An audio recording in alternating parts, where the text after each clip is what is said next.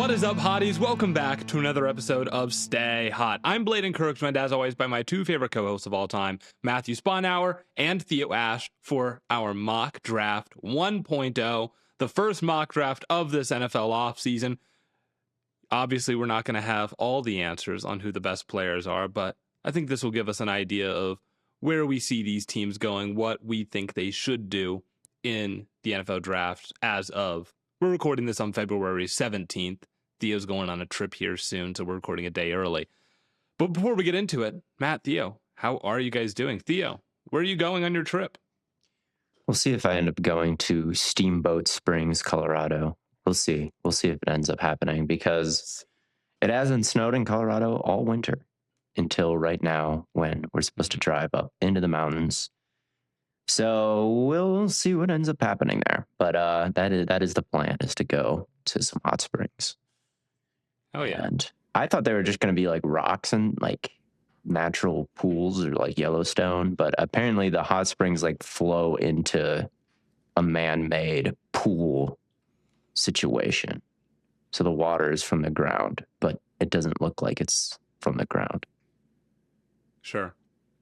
Doesn't get much better than that. A hot tub is been working. A hot tub is pretty elite. Yeah. I'm a big hot tub fan. Matt knows that I'm a big hot tub fan. It's hard not to be. It's hard not to be a big hot tub fan. Yeah, but I'm a big hot tub fan when it's like 100 degrees outside. Like, I want a hot tub all the time. Me too. All right. You ain't special, bro. I want a hot tub all the time too, bro.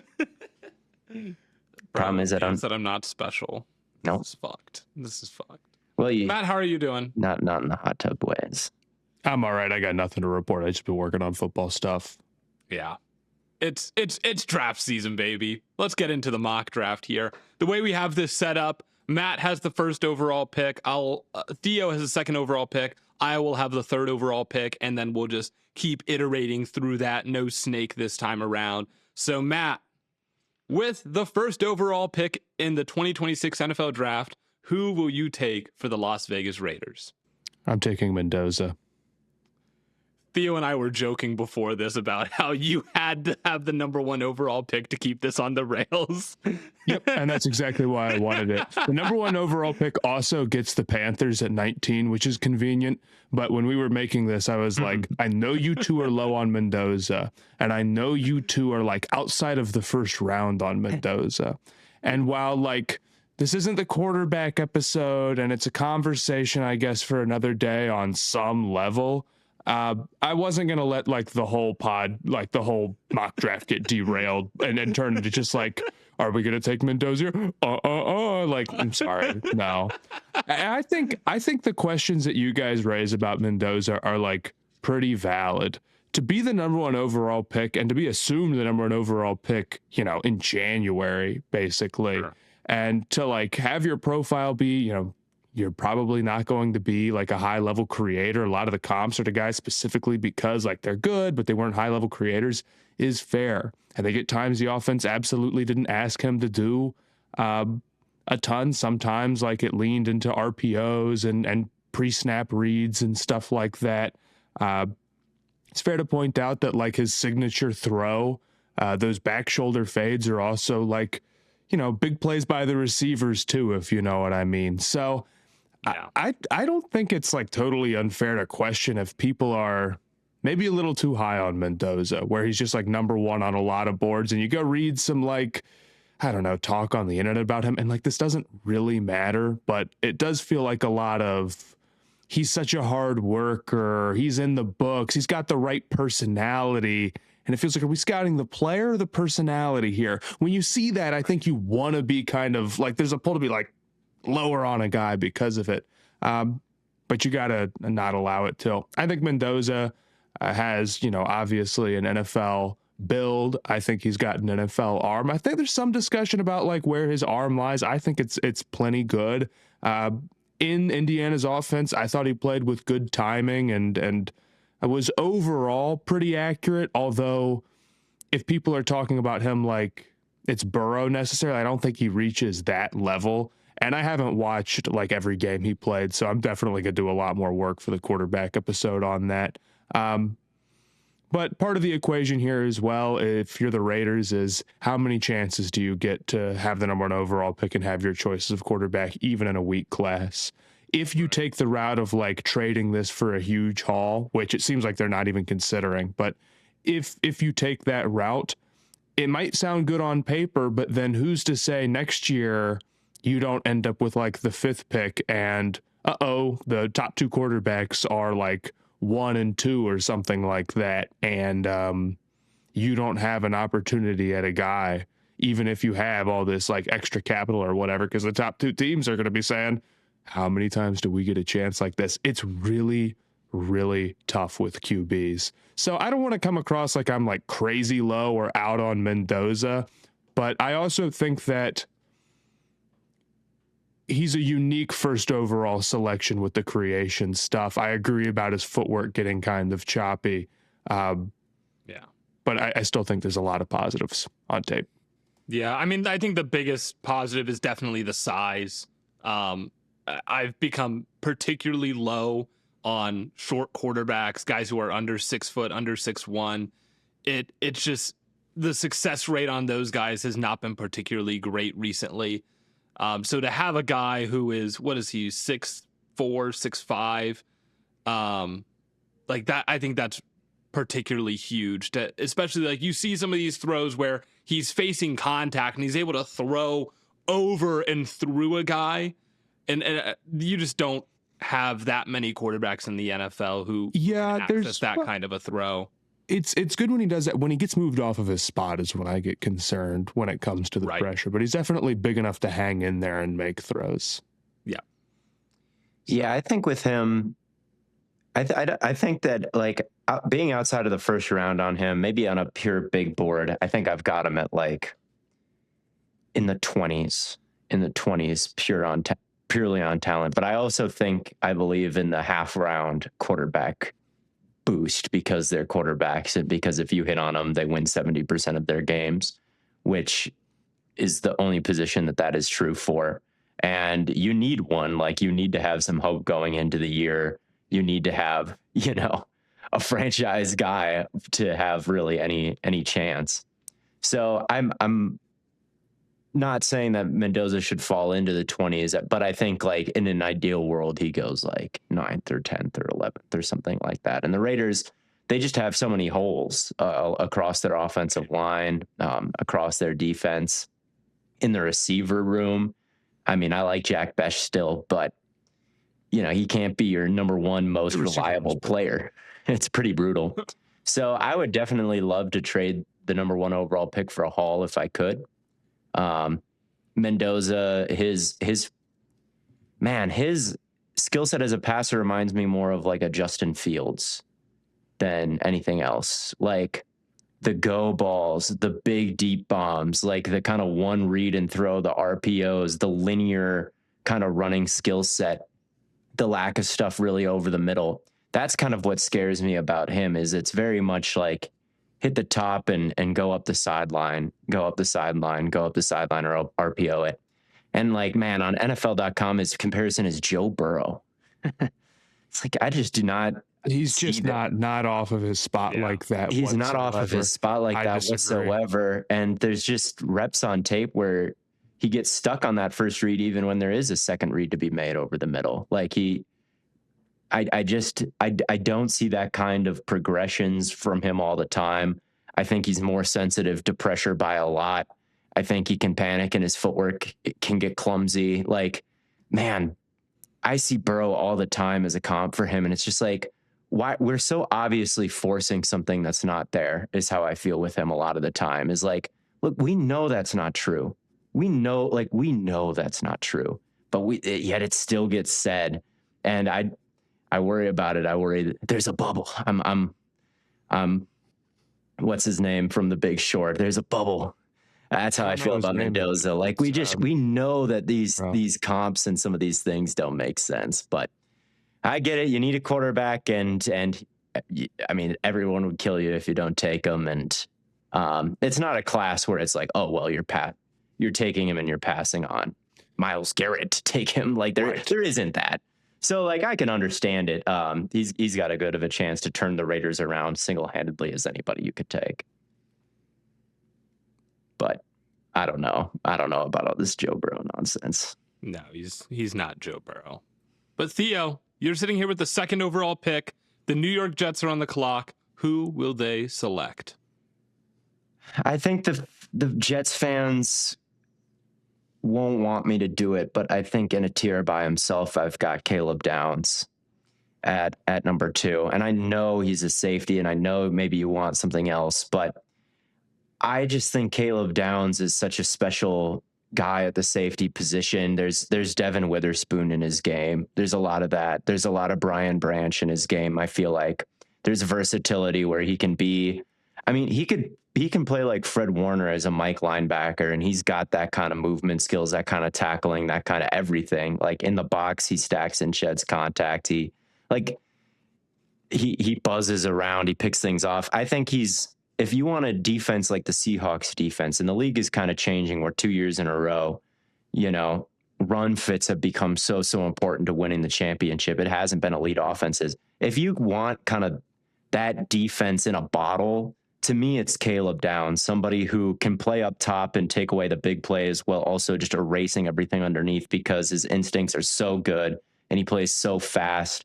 And he's such a good form tackler. He drives his feet through contact. He puts his helmet on the ball and causes chaos.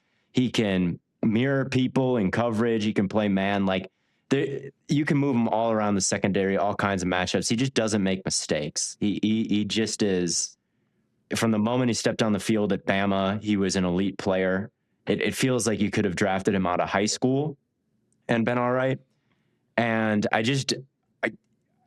could take someone like Carnell Tate. I'd think about that. I could take somebody like Bain or Delane or someone like that. But I'm just not convinced that those guys are better than Downs, and I'm just not convinced that safety is so invaluable that I should try to I should tighten the eye of my needle that I'm trying to fit the thread through of like, oh, I've got to build this just right and pick guys in just this right order. I'd rather just get on base here and maybe even hit a home run with Downs, who to me just moves different from everybody else in this class. Yeah, I've been thinking a lot about what the Jets could end up doing here, because it feels like defense is the kind of optimal landing spot, but then everyone's like, well, they just traded away their 2 best defensive players, and like, why would they draft defense to replace those guys now? But I think if they were going to do that, the guy to do that with is Downs. I mean, there's no quarterback to take anymore, if you're going to trade those defensive players away, it's ammo to trade up for a quarterback eventually, right? I think. Right. Eventually you got to find that guy. But now he's gone. So, I mean, you trade away Eric Armstead and you take Hargrave. It happens all the time. Like you trade these expensive contracts and these older players away. That doesn't mean you're not interested in literally drafting their direct replacements at the same positions. Even it would make sense to do it. So I think defense is totally on the table for them. And I think Downs is the best defender in the draft. So. Yeah, I think it's certainly a battle between, who the best prospect is and positional value here, of course, because I think most everybody in this top 10 is going to end up being deeply flawed one way or another. Even guys that I really like, I think have like major weaknesses in their game, or just like things that they don't do, or they play positions that are simply not very valuable.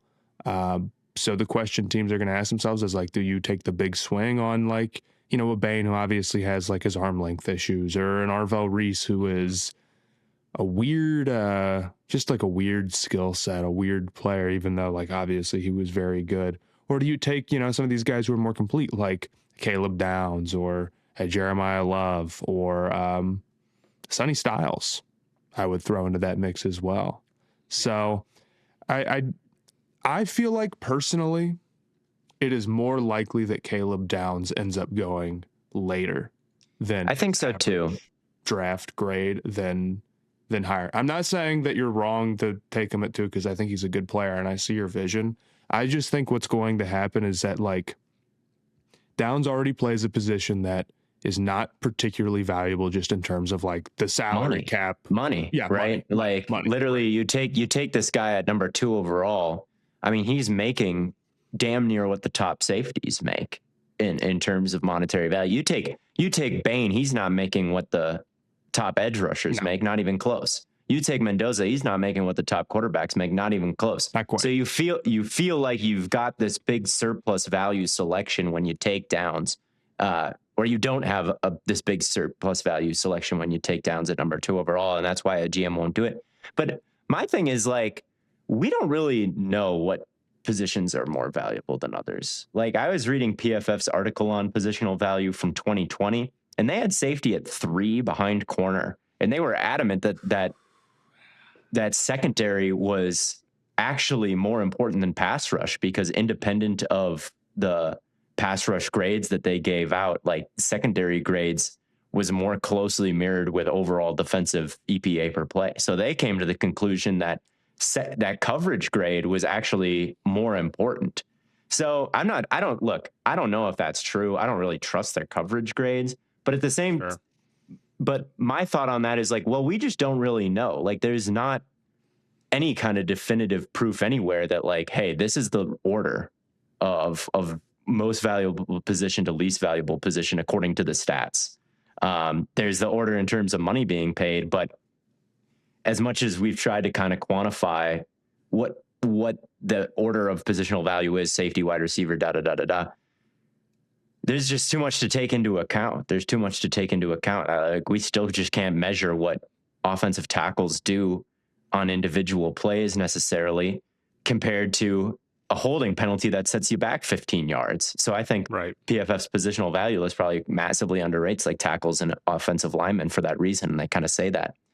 So if it's kind of a jumble about what positions are valuable after quarterback, man, the fact that safety is like way cheaper than edge down the line, to me, you start to make some of that value back if you sign Downs to a second contract, basically, is my theory. But yeah. Anyway, we'll move on to the Cardinals here with Downs off the board. And Theo, you've made my choice very, very easy. I'm going to take Jeremiah Love. I get the Cardinals they look like they have a lot of depth at running back, but James Conner was hurt this year. Trey Benson was hurt this year. Like, dude, they were down to their 4th string running back at one point. And how old is James Conner at this point? I want to get in. He's 30. I want to bring in a superstar running back, add another weapon to this offense. And I want to go beast mode. We just had our running backs episode. We're talking about just how complete Love is as a runner. He just feels like the complete package. I would be very, very happy if I were the Cardinals here. This would make him the highest selected running back since Saquon? Probably. I think. Yeah, it would. Yeah. It would.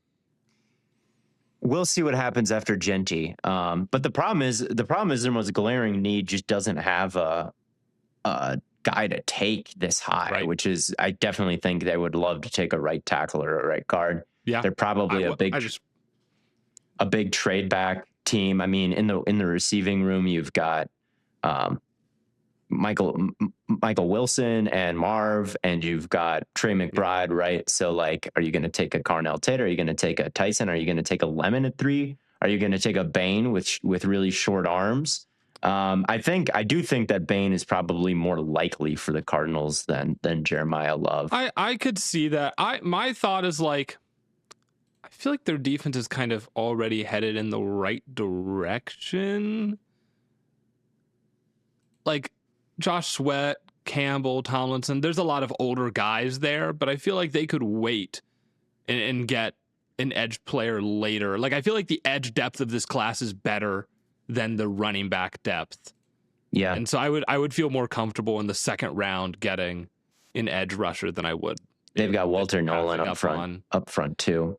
Yeah, they got Nolan. Like, yeah, they've got guys there. So I'm not too worried about that. And I also thought about like secondary, but they got Will Johnson and Buda Baker obviously still. So like, I feel pretty good about the state of this defense. you're right. Tackle would be the pick if there was a tackle to pick here. Yeah, you'd love to do that. They're running. Noah and there's Fauna. I mean, there's guys who I think are going to be considered relatively high. I can understand not valuing them at 3. Personally, like, this is really high for Love. It's pretty far up It's the there. ceiling, yeah. It's high for Love for me. I don't even. And I would say, like, in terms of like their defense is already headed in the right direction. What is more important at the top of the draft? Obviously, we want to draft the best guys that we can, but what's more important? Yes. Taking into account what the current needs of the team are, or taking into account positional value? To me, positional value would be far more important than the needs of the team, especially when I think the Cardinals could play dang near any position. Yeah, I think that's fair. I am going just BPA here, you know, and I do think that Love is the best player available at 3. I mean, he's at this time in like my scouting process, he is the number 1 player on my board overall. So yeah, yeah, a little David Johnson reincarnate in Arizona would be nice. Running back, though, it is different than any other position because, you know, it's a jumble after quarterback, right? There is a jumble, but there is a clear last place that PFF found, and there is a clear last place in terms of length of career, and there is a clear last place in terms of payment outside of like kickers and punters and stuff like that, and it is running back. So like safety, we don't really know. I think we don't really know safety, corner, edge, offensive lineman, defensive lineman, running back. There's more evidence that they're a riskier gamble at the top, I think, than even safety. Sure, but I mean, even if you look at some guys who have like faded out quickly, Todd Gurley is like the first example that comes to mind for me. I still feel like the Rams got a lot of what they wanted out of him, you know, like they went to a Super Bowl with him on the team. And like they were this close to winning it, you know, like, and if they do win that, are we sitting here saying, man, they shouldn't have taken Todd Gurley that high in the draft? Even now, I still think that was probably the right pick. Even if Todd Gurley was taken at 3. Yeah, he wasn't taken at 3. Yeah, I don't know. I'm not entirely against running backs very high, but I was a little higher on Genty, and 6 was already pretty high end range for him. I'm not quite as high on Love. I can still get down with him being a top 10 pick in what is like a weaker class for sure. But if I were the Cardinals there, I definitely would have gone edge rusher. Okay. Well, Matt, you're back on the clock here with the Tennessee Titans. I'm definitely going to go edge rusher here. I'm going to go with Bain at 4. Bain is one of the top, like, pop off the screen prospects for me. Now, what's unfortunate about him is that he has like a pretty easy to point to issue with the arm length, and it is a big deal. It's easy to watch these guys, and I know we've done it all the time, or at least I have, where it's like you just see them dominate, and you're like, all these measurables, what happened to just how you actually, like, what you actually could get done on the field and all that? And Bain has, like, you know, he's physically a very imposing player in a lot of ways, right? He's got this big build. He's listed at 275-ish, probably in that area. Yep. Super, like, stocky, but also still quick enough to, like, threaten outside against a lot of guys. There's just not many dudes like that who can seriously get you with power and threaten outside. And I feel like he's overall really refined. He's got really quick feet. His get off is really good. But are there going to be times where he's going to lose reps because, you know, with limited arm length, there's just only so much you can do in terms of like somebody getting their hands on you or losing like the leverage battle? The answer is undeniably less. Yes, I still think that he can be a great player. And it'll be interesting to see what he ends up like turning into. I feel like there isn't, I don't know, is there a comp that comes to mind to you where it's like this guy who's, you know, Brandon Graham, speed and power? Yeah. He just kind of sawed off. So I've seen him named. I think it can work. Yeah. And he's, as it stands right now, my edge one before we do our edge video. And I think Salah would love him. So between the positional value and who I think he is as a player outside of the arm length, if the Titans landed him at 4, I'd feel like that's pretty successful. I will say I know a lot of the Titans fans are going to want to see a receiver here, and I wouldn't be against it. I like the top 3 receivers all pretty well. I think they're all going to be pretty good players. I think it's one of the stronger, like, top-end position groups in this draft class, albeit Tyson's got, like, the injury stuff or whatever. Sure. But I stick by, even when you have a Cam Ward, who you absolutely do want to help. And I think it's fair to worry about that need specifically because it ties to one of your other young guys, not necessarily because you're trying to win the Super Bowl next year. I get it. I think you still have to go with the best player available and not worry about need, especially when wide receiver is a position that you typically have a lot of options with. And the Titans have a ton of money to go spend in free agency. They've got a ton of other ways to go make a big time move. So I get receiver. I think it could be a fine choice. I'd go Ruben Bain here. Yeah, well, I mean, Tyreek Hill's a free agent, and we didn't even talk about the Dolphins and whatnot. But like, well, we'll see with Tyreek. I mean, he's somebody, might be a free agent. Yeah, we'll see. I mean, Tyreek is coming off like a pretty horrible injury. True. So it's hard to know. And he's also somebody who's always kind of talked about retiring early anyway. And even then, like, is he going to go play for the Titans? I'm not 100% sure. Like, is he going to go, if he's somebody who's coming off a big injury, like, does he want to go to more of a win now team? I think that's fair to ask. There's no, shot at the Titans or Cam Ward or whatever, but Buffalo. Yeah. But Simmons and Bain would be so sick. Like, that's they need a receiver certainly, but their second leading sacker outside of Jeffrey Simmons was Jihad Ward. Like, they need an edge rusher. Yeah. They need an edge rusher just as bad. And Bain has such crazy bend, and he has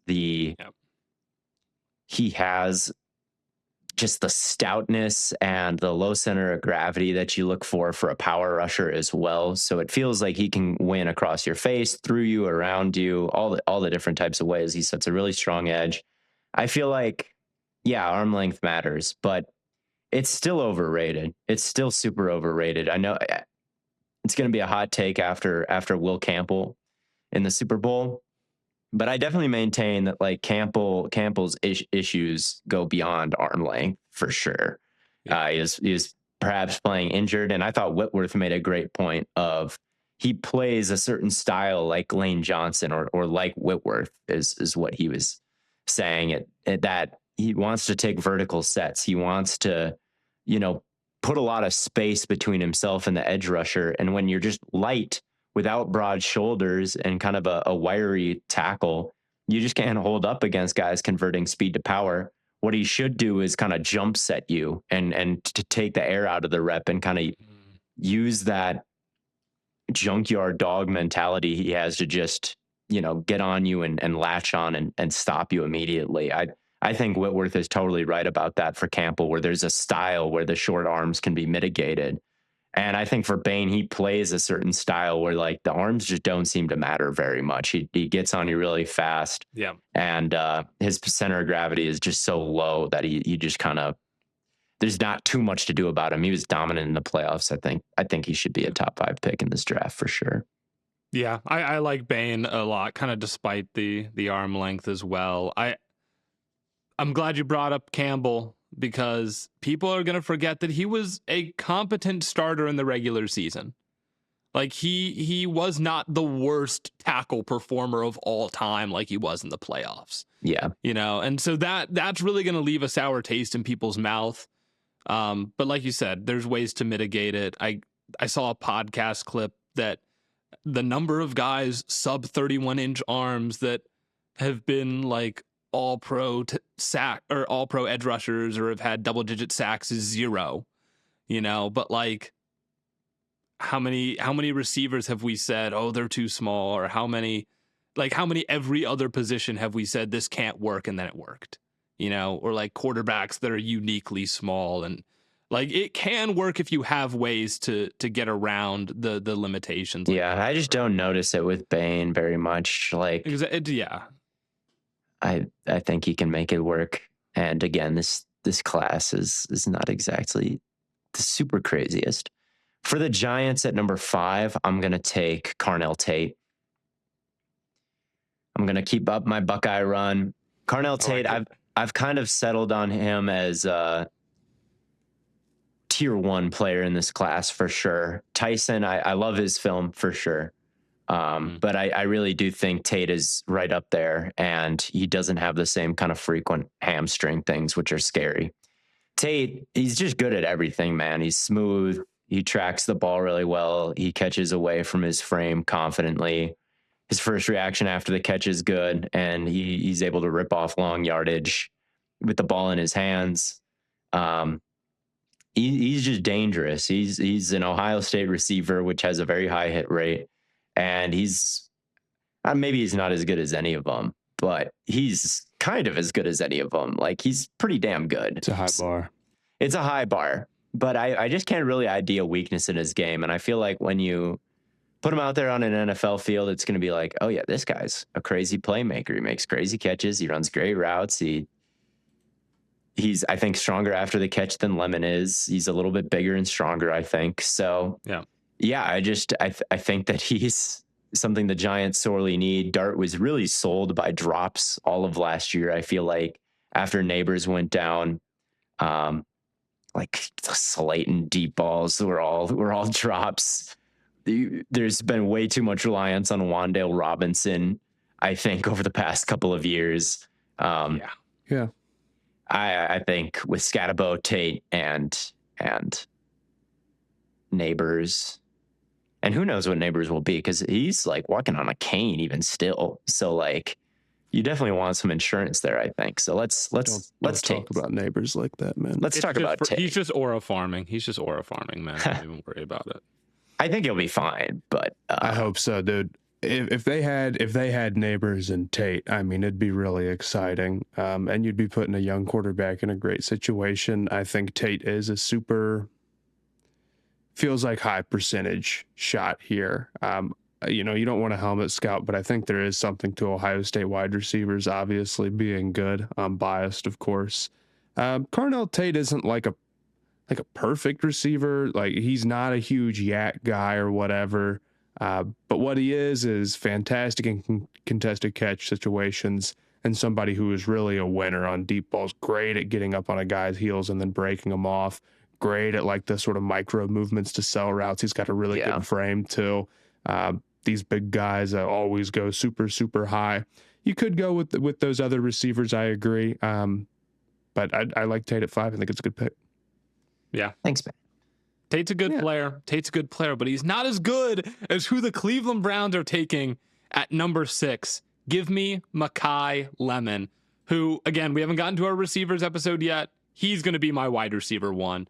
The more that I watch him, the more that I love him. His route running is as good as it gets. His releases at the line of scrimmage are as good as it gets. He is so incredible against press coverage.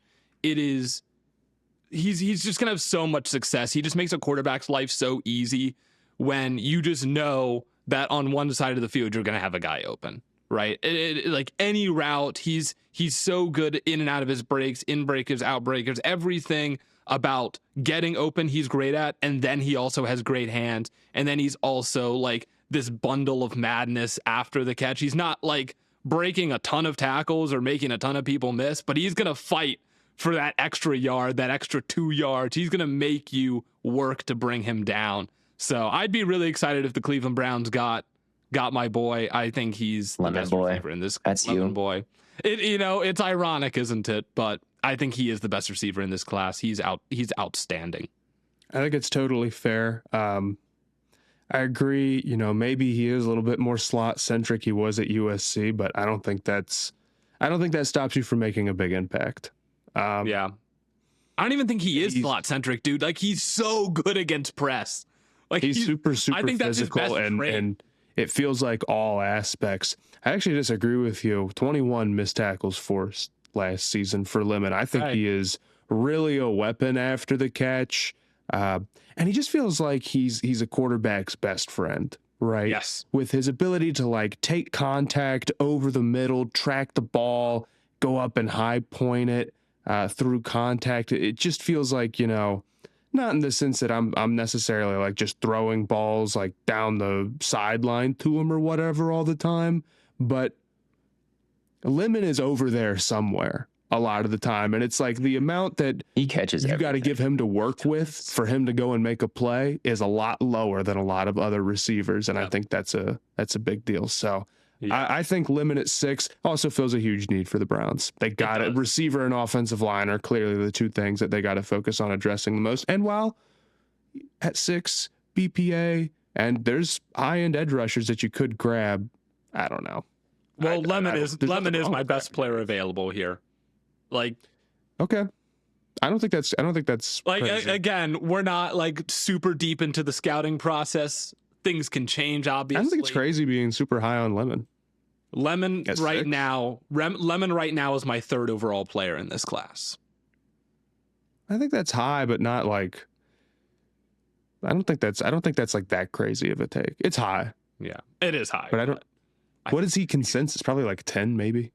Let's see. On PFF, he's 9, I think, and then on the consensus big board, he is 13.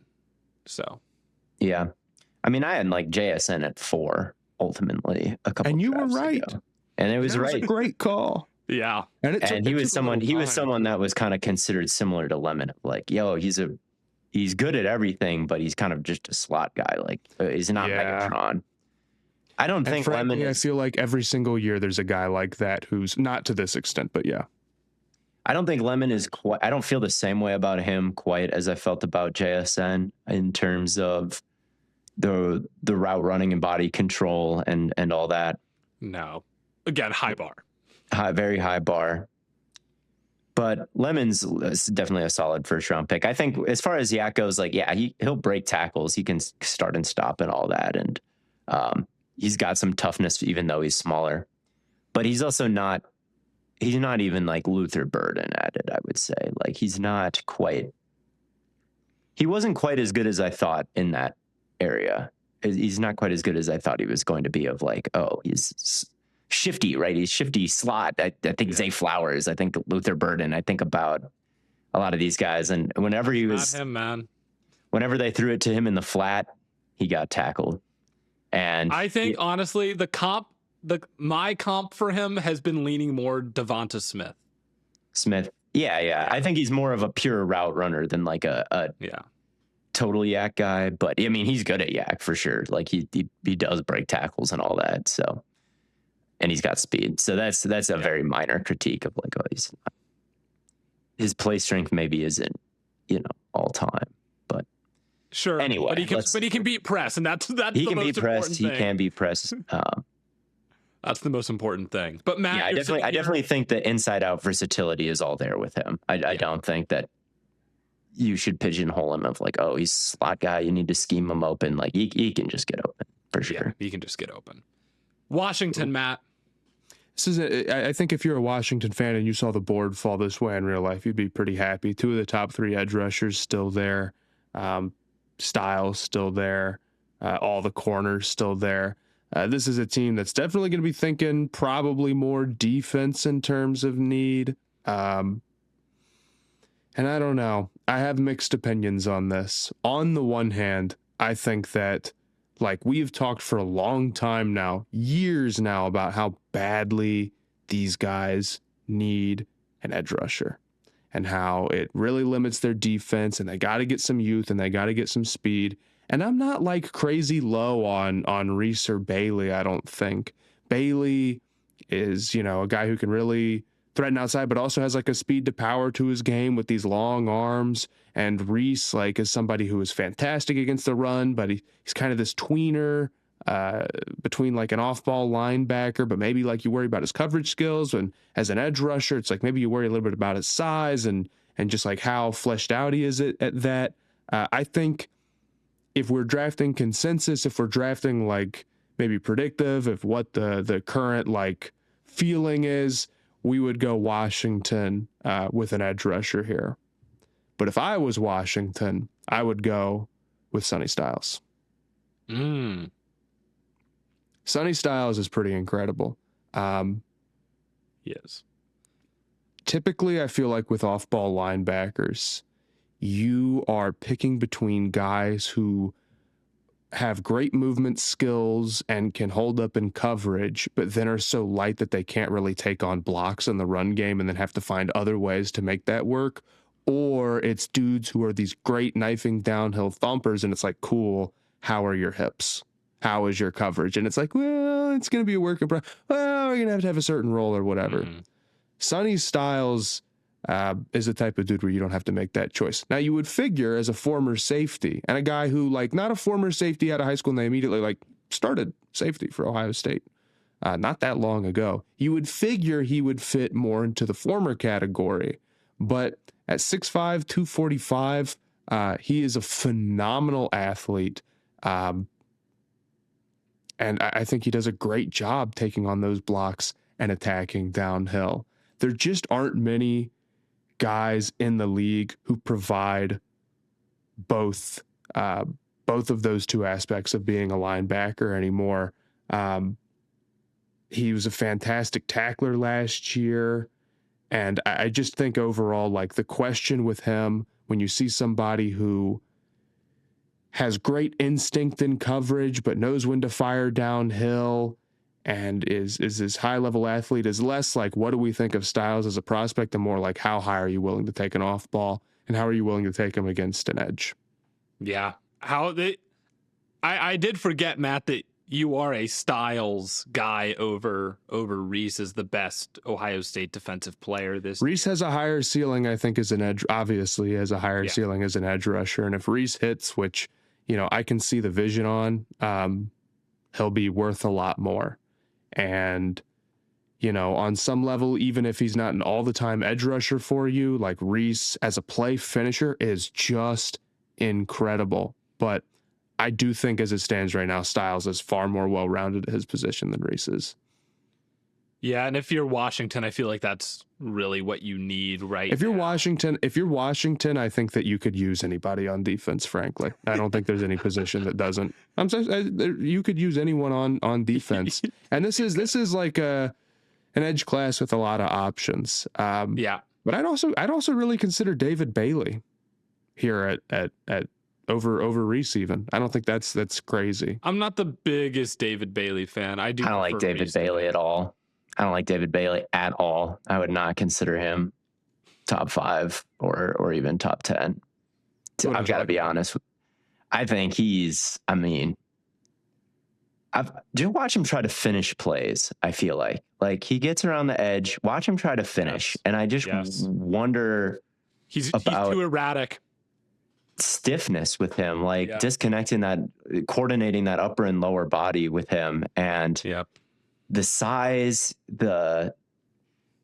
he just doesn't, to me, feel like a really, really elite edge rusher. I think that he's got a really high win rate. It sounds like it's like, well, I guess maybe that's the opposite, but it does almost feel like a little James Pierce Jr. sometimes, and like maybe he's a hair stiff and he's kind of light and all that, but I would have considered Pierce a great play finisher. Yeah. I didn't have play finishing as a huge negative for Bailey, but also I haven't like watched all of him. It was like he was finishing plays, but it was the way he would finish the plays. I'm like, why do you look like that? Like, Theo, you talk about getting up cool. He doesn't go down cool, you know? It sounds weird. Maybe this is a guy who produced greatly in the sack department last year. I mean, he had like well into the double digits. I don't know. He didn't strike me as a great athlete. He did not strike me as like a great football playing athlete. I thought he had some get off and he had like some bend, but it didn't strike me as phenomenal. And he just didn't seem like bendy and loose to me. Maybe it's just because his aesthetic is so bad. He's got like the short shorts and like the long arm, like it sucks. So maybe I was just like, this guy's dripless and therefore he looks unathletic. But I don't know, with Bailey, his game against Utah is like a disaster. He's like spinning into nothing. He's like getting erased. I don't know. He's just kind of out there messing about. But that's slander. And that's not my pick at number 8. I guess I'm going to go. Yeah. Matt took Sonny Styles at 7. I guess maybe I'll sign up for Arvel Reese here. I'm not the biggest Reese guy, but I think at 8, he starts to become a little bit intriguing, especially Don't in take this an edge day and rusher age. here. Take something else so I can take Reese at 9. No. I think I'm going to take Reese, but I'm not convinced that he's going to go to edge. I think that he might also stay off the ball, because with him, he's also somebody that's a little bit small with shorter arms. And I think he's electric. I think his first step is crazy and he's strong and all that. But I don't see, again, the Gumby bendiness to really make him an insane edge bender. So if you moved him to edge full time, I just feel like that's a big projection, and I'm just not sure he has the size or the skill set to do that. What I do know that he has the skill set to do is to come downhill and really pop you and insert into the blitz from depth, and with that full head of steam, just absolutely annihilate everybody in his way. Like, as a linebacker coming downhill, he's as good as it gets, honestly. Like, he'll be as good as it gets in the league, stacking and shedding contact, making tackles, being a spy, and all these things. And I think if you're Brandon Staley, defensive coordinator of the Saints, and you're looking at where the league is at, and you're looking at what Vic Fangio just did and what Mike McDonald just did, you might say, like, we want a rangy guy like this who can erase a lot of the problems that might arise up front for us when we play that way. So I think, and like, there are going to be packages where he can rush. I don't think it should be a full-time thing for him, but there is some kind of versatility with him where he can exploit certain matchups, and he can, on third, and if it's third down and you're playing who knows who in the playoffs, like, he can help you do the most important thing, which is get after the passer. So I think that he's a bit of a question mark in coverage for an off the ball guy. And I think he's a bit of a question mark in terms of size and bend as an edge guy. So that does make me raise an eyebrow, but Jalen Walker was kind of the same way last year, and I think he could have survived off the ball or at edge. Jalen Walker was my initial comp. Was like, if we were looking at a 6'4", if we're looking at a 6'4", 243 edge rusher, we're like, oh, that's too small. Like, he would be a uniquely small edge rusher in the NFL. But if you all of a sudden say that's an off-ball linebacker, well, that's a normal sized off-ball linebacker. Yeah. That can deliver some pop downhill, like you said, Theo. He could. And Walker was an edge at Georgia. He was kind of both, but he played a lot more edge than Reese. But then he's an edge in the NFL. He could be linebacker or edge hybrid. Like, So I think that's exactly what he could end up being. Yeah, so I'll go with Reese here. We'll see what he is in coverage, because he is a bit small. He doesn't quite clog the passing lanes like maybe Luke Kuechly. I think there were some times where he got picked on a little bit.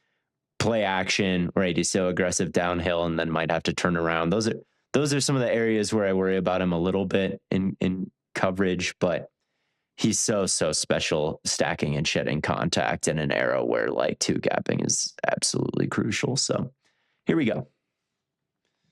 Kansas City on the clock.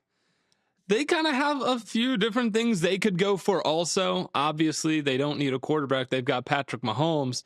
There were a lot of things a lot of people saying that they should have traded for a running back at the deadline. They needed to add another element to this offense. When the receivers got healthy, when they got Rice back, it still wasn't really clicking. There were a lot of drops. I'm leaning, though, I was initially thinking Reese here to just like buff up this defense, because I felt like they took a step back and some extra pass rush might help them there, especially a guy as versatile as Reese. But with him gone, I think I'm going to go offensive line, and I'm leaning Spencer Fano right now to kind of replace Jawan Taylor. Especially getting a guy like, you can manufacture, we don't have like the craziest running backs. I mean, they still have Pacheco and Hunt who can get work in. And when you have a guy like Fano who is so good as a run blocker already, and he's getting better as a pass protector. I think he's improved on it this year as opposed to last year. Only 5 pressures allowed. Not bad. Hell yeah, man. So we'll definitely take that. And I think as a run blocker, he would significantly improve their run game in Kansas City. So I'd be really excited about that. Yeah, I think that he could still be a top 10 pick pretty easily. I think he's pretty comfortably the best offensive lineman in the class. Well, I've been looking at some of the interior guys. There is, and maybe I'll just save it for when I end up picking him. But I really like Connor Liu out of Auburn right now. Yeah, I have to check him out, I guess. He's their center, dude. His torque is nasty. Like when he gets his hands on you, you are just going whichever direction he wants you to go, which is typically like you on your back on the ground. Like he's just so physical, and like I just feel like he doesn't really have a flaw right now. He's just so good at getting hands on. Like maybe if there's anything, it's like sometimes his placement could be a little bit better, but he's just got such a base in pass protection. His anchor is great. He's always got his head on a swivel, looking for work at the second level. I'm just like, what more do I want from this guy? He's always on somebody, and he's always driving him out of the play. Like he's just perfect. So I'm a really big fan of him. But he is a center, and like, yeah, that might not be as valuable as a tackle, but I do really like him a lot. So, but you obviously, I wouldn't take him, and because since they have Creed here in Kansas City, that wouldn't make any sense. Sure. I'm sure the Chiefs are hoping that their teams ahead of them kind of don't take Caleb Downs, and they don't take Jeremiah Love, and they don't take Sonny Styles. Like I feel like they want to grab any of those guys. I would take for him for sure. I agree. But that's just not how this fell. Yeah. And I'm sure the Cincinnati Bengals would take down. I feel like that could be a very likely landing spot, as I'm up with Cincinnati at the 10. I think this is kind of an awkward way for the board to fall for the Bengals. You're probably going to go defense. You could go into you like offensive line, but I'm not quite sure. This is kind of the top end of Connor Liu range for me. This is where I would initially be looking at him. But if you're, I haven't watched enough Liu to be that high on him. Yeah. But I know like consensus board. I don't actually know where exactly he's not getting drafted. Even like people are saying he could maybe be a first round pick, but like they're like he's a center. You might be real high on him. I know I am really high on him to consensus. It's bad, but. They've also taken like very high-end edge rushers like a lot recently. Like two of their last 3 first-round draft picks have been edge rushers. And they're still like letting an edge rusher walk now. I guess that shouldn't really matter. But when I think about their defense, like I actually don't even know if like corner is their absolute biggest need, but I don't know if it's so secure that you feel uncomfortable taking one. Honestly, I think I'm going to go Jermon McCoy here at 10. Yep. Let's go. Be my selection. Yep. McCoy is incredibly good. I'm super, super high on him. He is an unbelievably special mover, as I stall to find my notes for him. Yeah. Obviously, he missed all 2020. He's my player too, like second overall. Yeah, I think that's completely reasonable. As I was watching him, I'm like, yeah, I just think he's one of those guys where the movement is so special. He was incredible in 2024. His fluidity is unbelievable. The ability to just swivel his hips and change direction, however you want to put it. He just plays at a different speed than a lot of these guys, and it allows him to keep up with receivers in man coverage without feeling like he's exerting himself, if you know what I mean. He can match guys step for step and swivel and run with everybody. His top end speed is also good. And I think that opens up like him making really good plays on the ball because he's not trying to make up much ground. I think his ball skills are really good. Honestly, when I watched him, I kind of felt the same way I felt watching Christian Gonzalez, right? Yeah. Where it's like, man, this guy is just such an elite mover, and it just makes everything so easy for him. And when you combine like that type of movement and fluidity with the fact that he's also like got a good frame and he's really physical too, like you're not letting up in that aspect at all. And like he's willing to play the run, and he's a pretty good tackler. Like, I don't know, man. I'm really high on him. I like the lane out of LSU as well. I think he's a valid after this last year. I think he's a valid cornerback one, but I'm more of a McCoy guy. McCoy's just done it longer, man. McCoy's done it longer. I think his hips are the best of any player in this class by a lot.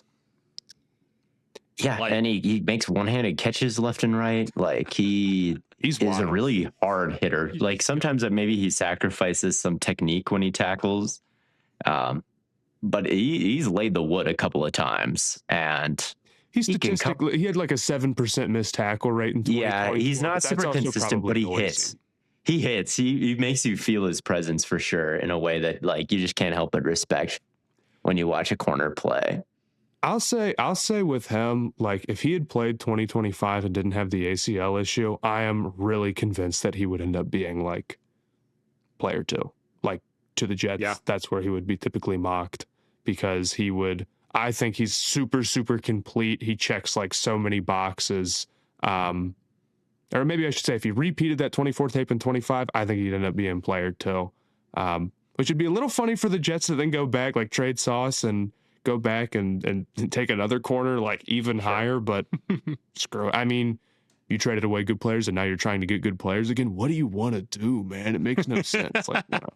It really is funny. Like, if they took a corner after trading away like a super young corner, but what are they supposed to do now? Like, not continue to address them? It's not like they said like this position isn't important, we want to be bad here. That's not really what they're getting at. No, it's not. So, man, the Miami Dolphins are just a mess right now.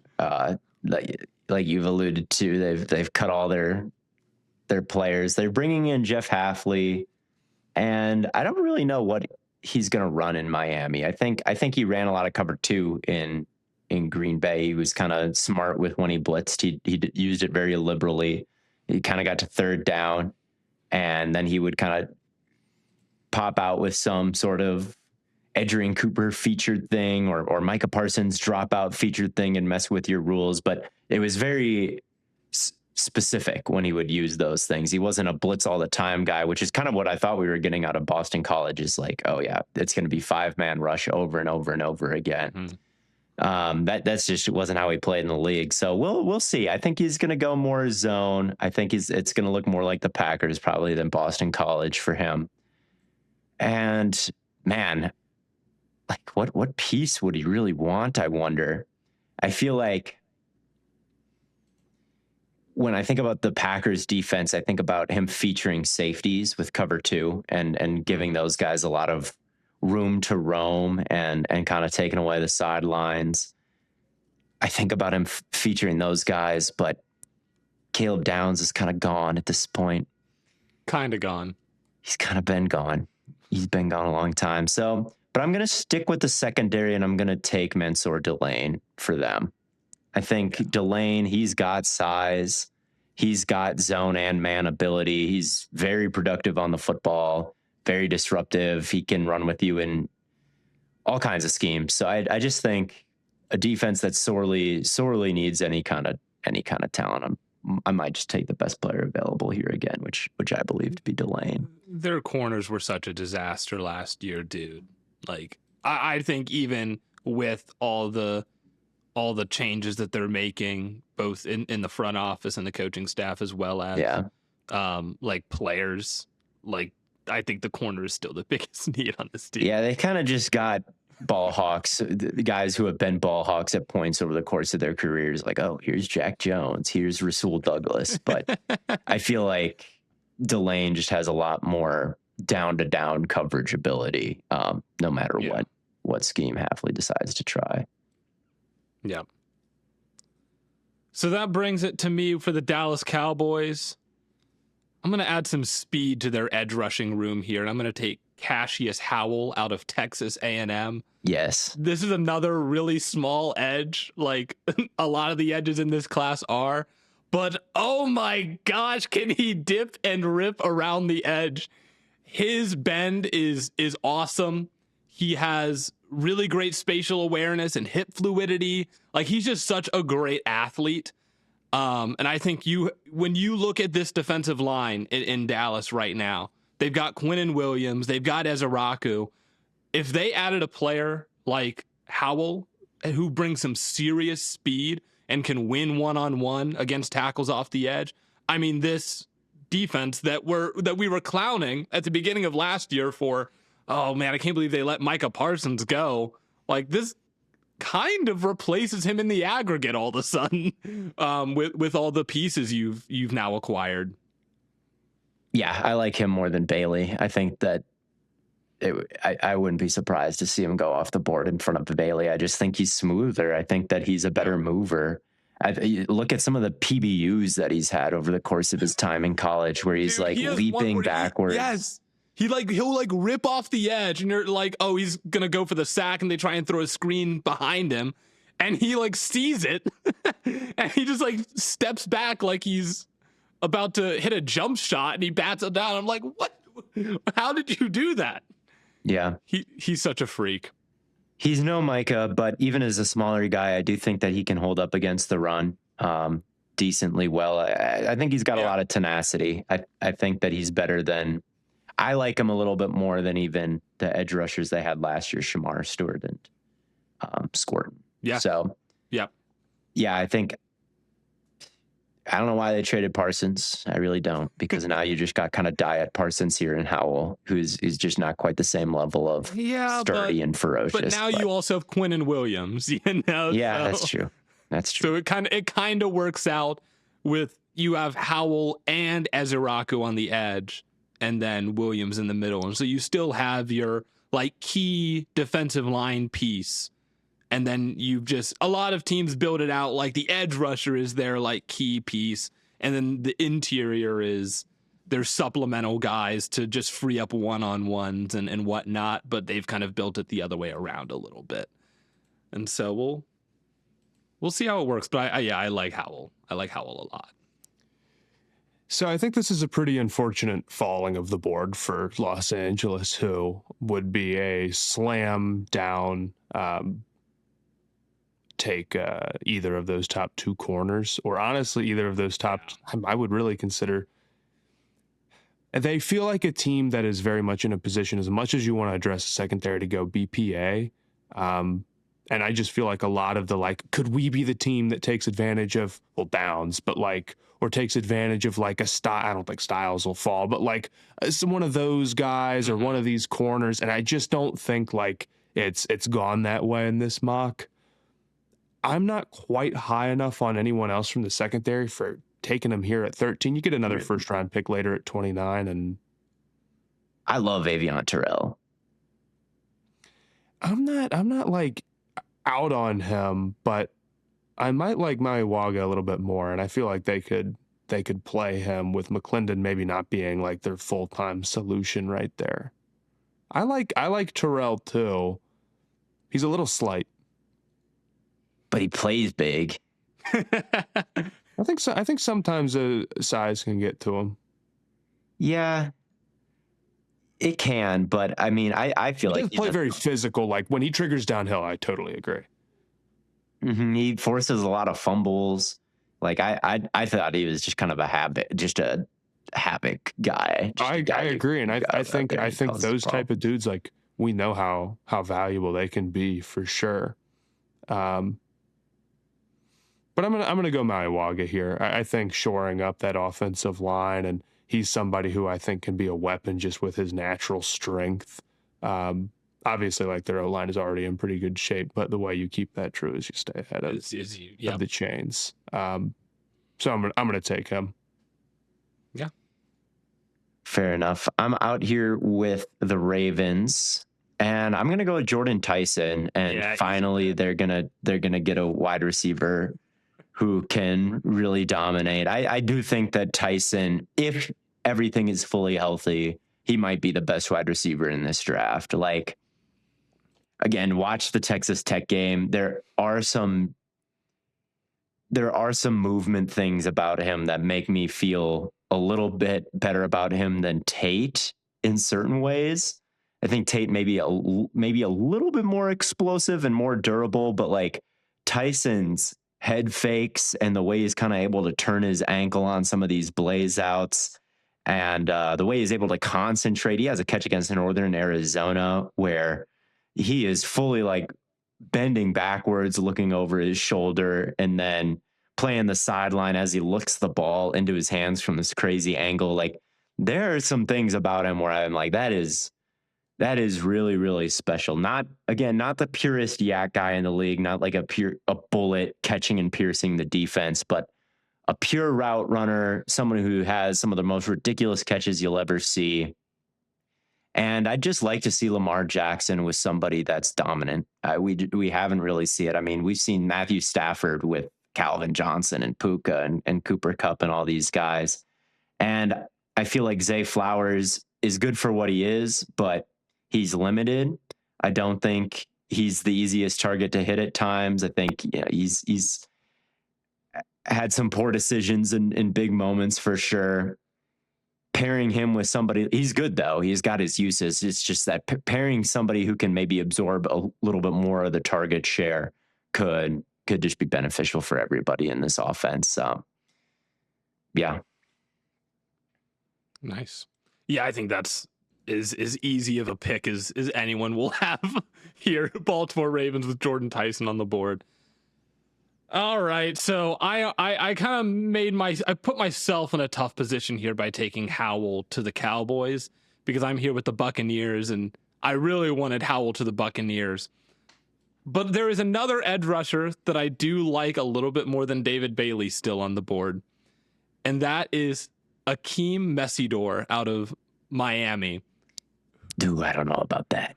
At 6'3", 280, his speed and agility for that size is quite like pop off the screen good, I think. I agree. And as there are concerns about the run defense, but as a pass rusher, I think there's enough juice there that you can get a lot of production day one out of. So I would really like to take a shot on Messidor. It's a little bit of a reach above consensus, but I think his athleticism is really, really fascinating. I just didn't see that kind of like it didn't pop off the screen to me. I thought he was a good athlete. I thought Yeah. so. I thought he was pretty quick for his size. But the big concern isn't his athleticism or like even his run defense. He's 25 right now. That matters, man. It totally does. What he is right now is probably going to be what he is. If you reach a second contract, he's going to be 30 years old. And he's been in college for a long time because he's dealt with injury issues, specifically foot issues, which really concern me with bigger guys because it's tough to stay off of them, I feel like. And also, I've broken my foot before, so I'm using that personal antidote to make it like a bigger deal in my analysis for no reason. Yeah, I mean, he's got size that you look for. 280 pounds is what he's listed at. I'm not sure he's really that big, but that's what he's listed at. He doesn't have to be exactly that big. Dude, look at the pass rush win rate. That's all. Yeah, but he's also playing opposite Bane, and that's kind of just maybe Bane was making him look bad in my head because I'm like, Bane is a real freak of nature. Like, man, he's so stout and he's got this crazy bend and this crazy power. And then I looked at Messidor and it's like, it's good, but he's a clear kind of second on the totem pole and he gets a little bit of an easier draw. And I just wasn't sure that he quite could be. Do you hold that same standard to Carnell Tate? No, because I think I think that Carnell Tate held his own and I've just looked. I think he looked better than Messidor. Held his own. Like I don't know what you would want him to do. His pressure to sack rate was as good as he had as much production on rushing the passer. Yeah. I honestly think like a lot of like if you look up Ruben Bain highlights, a lot of those are Messidor highlights, honestly, where like Bain's there to like clean it up. But like Messidor is getting a lot of wins around the edge. Like, he's so quick. Yeah, maybe I'm hating. Maybe I'm hating. I just didn't see top 15 with him. It's definitely higher than I wanted to pick him, but I think where the board has fallen, I kind of don't have a choice as far as, like, he's definitely not he probably wouldn't be my best player available. Well, no, he wouldn't be, but I do think he's really good, and I think I just have to trust the athleticism. I just think I have to trust it because I think it is really good, even though he's 25. I agree. I think this is really high. It is really high. Like, it's significant. It's like a full half round above consensus, but I gotta trust my gut. It is what it is. All right, let me ask you guys a question for 16. Yeah. How do you feel about the Jets taking an edge rusher? Is that not okay because you still have McDonald and Johnson there, even though I don't think they're coming off of like they can years or anything. They're not right? Those guys shout are out to them, but good players. I think. Would Jets fans be mad if they came out of this first round with no offensive players? Well, I mean, like at a point, I'm drafting the board. The top 3 receivers aren't here, and like I don't know if I'm high enough on Boston or Concepcion to like take them here at 16. I don't know if there's many mock drafts that haven't going receiver that high. And also like my top 2 offensive linemen, and they've invested a ton in offensive line anyway. And I'm sure there's a lot of people who are going to mock like Ty Simpson in the first round, but I'm not quite there with him. So yeah, I feel like I just don't have any options on offense if I'm being really honest with you here at 16, at least personally. And I didn't pick the second pick. That was the other GM. So Jets fans certainly couldn't get mad at me for that. Yeah, right. Okay, they've got the worst. They've got the worst backup defensive ends, like probably in the league. Michael Clemens and Braden McGregor. Like, you probably want Will McDonald and Jermaine Johnson to be your kind of change of pace guys if you're gonna build a Super Bowl defense. Like, you need way more juice just in that edge room for sure, and everywhere across the defense. Yeah, and Bailey's only 250, so like he's really light too. I think I'm a little higher on him than you guys. I think there's moments where like he does get around the edge and like really win pretty quickly. I agree, like maybe Howell's got a little bit of bend on him. But I think he's got long arms and he can use that leverage. We'll see where we get to when we come with our final rankings, but sure. 16 for Bailey seems a little bit lower than consensus, and consensus is everything. We shouldn't just read off that, of course, but I mean, it is true that Lance Zierlein mocked David Bailey at 2 to them instead of. I've seen him mock that to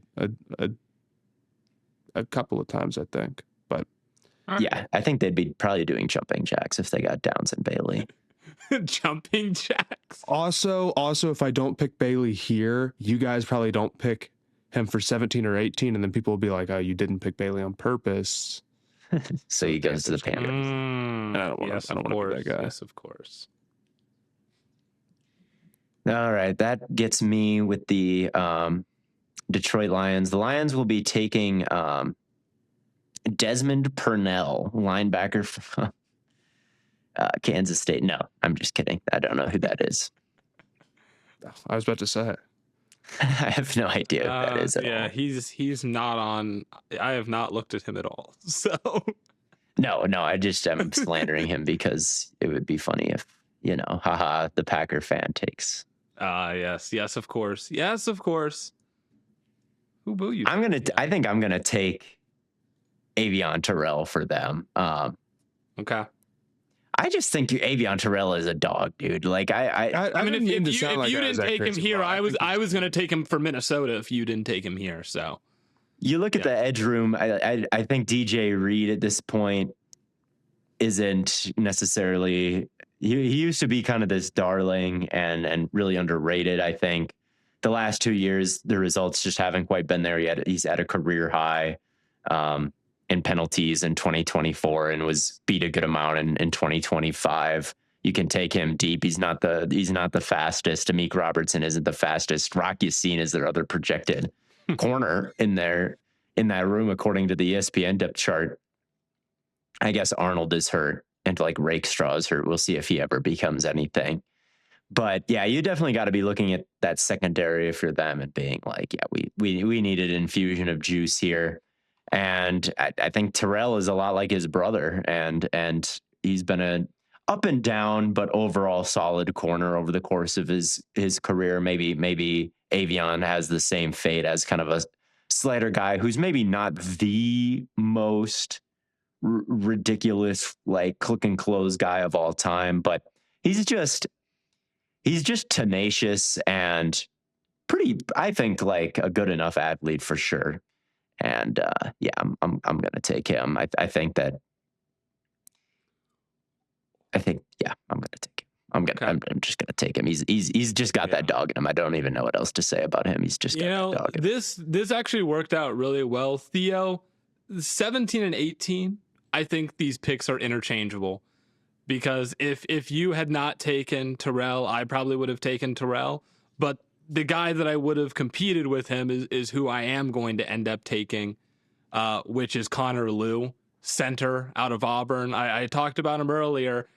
Dude, I mean, Vikings fans are like already talking about, dude, we need to cut Ryan Kelly ASAP and get someone else in there. But like, I would have done the same thing for Detroit. I probably would have taken Connor Lew just because I'm like, that was such a big problem with their run game last year was not having that elite top tier center For play. sure. One thing that I like when I'm watching Lew is like I'm watching these A gaps and I'm noticing how big the lanes are to run through the A gap with him out there. He does such a good job of creating these like chasms, like because he just torques and twists and drives one guy out, and he's able to just completely open up the alleyway for a guy to run through. And then if it's something where he's chipping off, just giving a little bit of help to the guard, he's able to get up to the second level, and linebackers just have no chance against him because he just pushes up to that second level so quickly. And I just feel like you don't see that a lot, especially from young centers. And I get it to center, and then a lot of people are gonna, positional value pill it, but I don't think the Ravens are upset that they drafted Linderbaum, so I would be stoked to take. They might lose Linderbaum.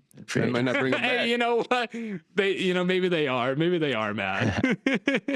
But I agree. I mean, Frank Ragnow, we saw the effect that he had on Detroit, and the Vikings were able to kill them both times, even the game with what's his face, the backup, Brosmer.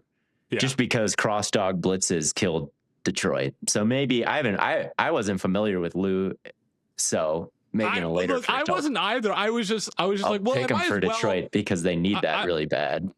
Well, look, we were talking about what time we wanted to record this episode, and Matt, you said 8 p.m. Eastern, and I was like, okay, so I'll go ahead and watch some of the interior offensive linemen because I didn't really get around to those because they were lower on the consensus board, and I'm like, oh my god. Connor Lew, you're a legend. And so I spent just like an hour on Connor Lew, and he was awesome. Yeah, so, and Ryan Kelly was a good idea maybe for a time. Right, yes, they meant well, but yeah.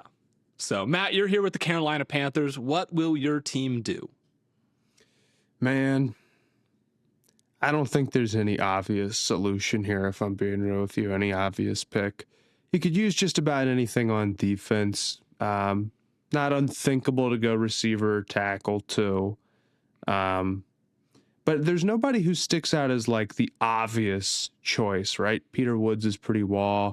Mm-hmm. Falk has his issues. Caleb Banks is incredibly raw and is also, like, a giant who's super talented, but like he has a foot issue as well. Caden McDonald, obviously I love, but like pretty limited to being like a non-pass rushing nose tackle, I think, at least is how he grades out as a prospect. I'm not the highest on Kenyon Sadiq, but I might be a little bit more in on him than you guys are. There is stuff to like with Sadiq, but he is the worst blocker of all time. So just bear that in mind. That's interesting. I know a lot of people are actually pretty high on his blocking, but I'm gonna go TJ Parker. They still need another edge rusher, even though they drafted multiple last year. It feels like it's one of the positions they actually have to address.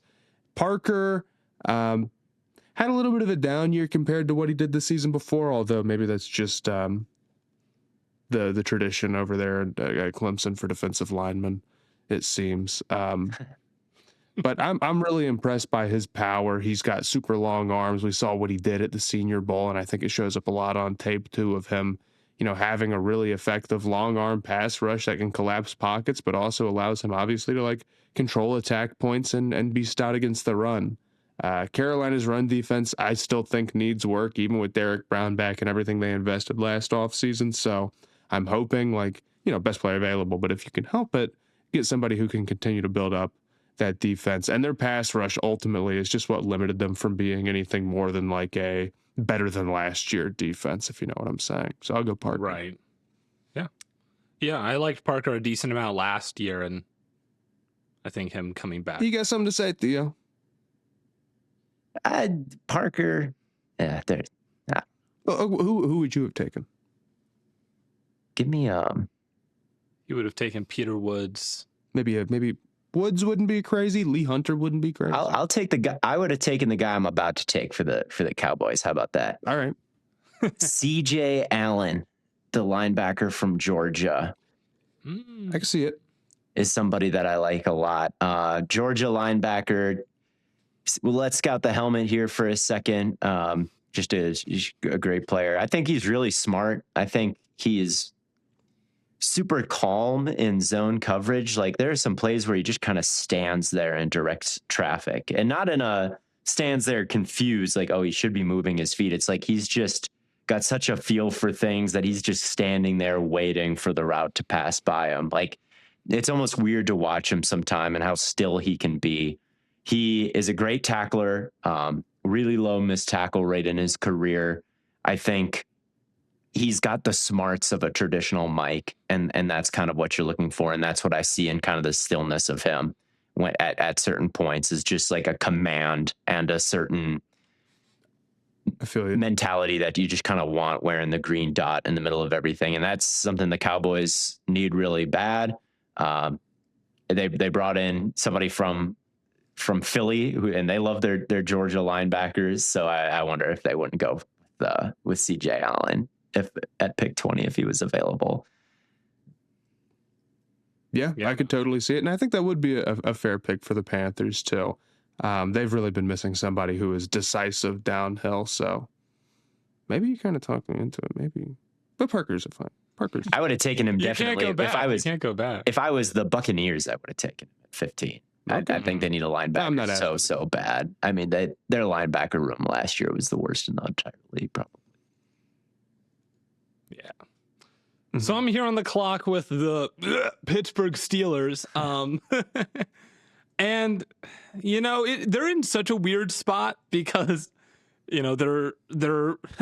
they traded one Mike for another at coach. And they technically still have Rodgers. Technically, they don't still have Rodgers. Is he a free agent? Technically, yes, I thought he still had another year. Okay, so I misjudged that because he is still technically listed on the depth chart. But I guess it's probably not up to date. So that actually makes things way more interesting because they definitely do need a quarterback, but I really would feel uncomfortable reaching on any of the guys here, whether it's Simpson or Nussmeier, even though I do like Nussmeier a decent amount. But I do kind of wonder if that's the move because, like, isn't Mike McCarthy's whole thing that, like, he's a young QB developer in some capacity? Yeah, Nussmeier's not the youngest prospect No, ever. He's not. He's not the youngest prospect ever. But I don't know if there's like an alternative other than like Ty Simpson. You can take him. You can take someone who's not a quarterback. I mean, they can just sign Rodgers. No, they could. Yeah, I mean, I'm also thinking about going offensive line here with like either because I've started to come back around a little bit on Caden Proctor. I do like the power there. I think there's enough physical tools that, like, if you feel like you have the team to develop him, you can get some high end ability there. So maybe that'll be what I do. I think I will go. Theo, don't give me that.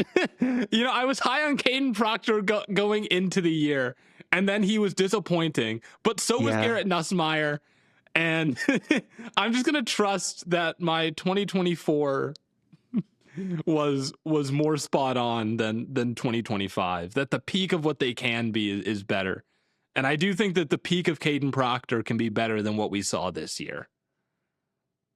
Yeah, he is still huge. He is still, 6'7", 360 pounds. That's such a Steelers pick. They love their big. I don't know. That doesn't strike me as particularly Steelersy. He doesn't have any attitude issues that I know about.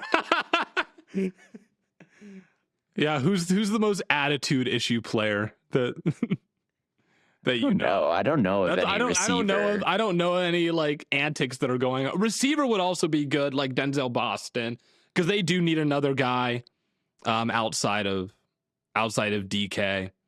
But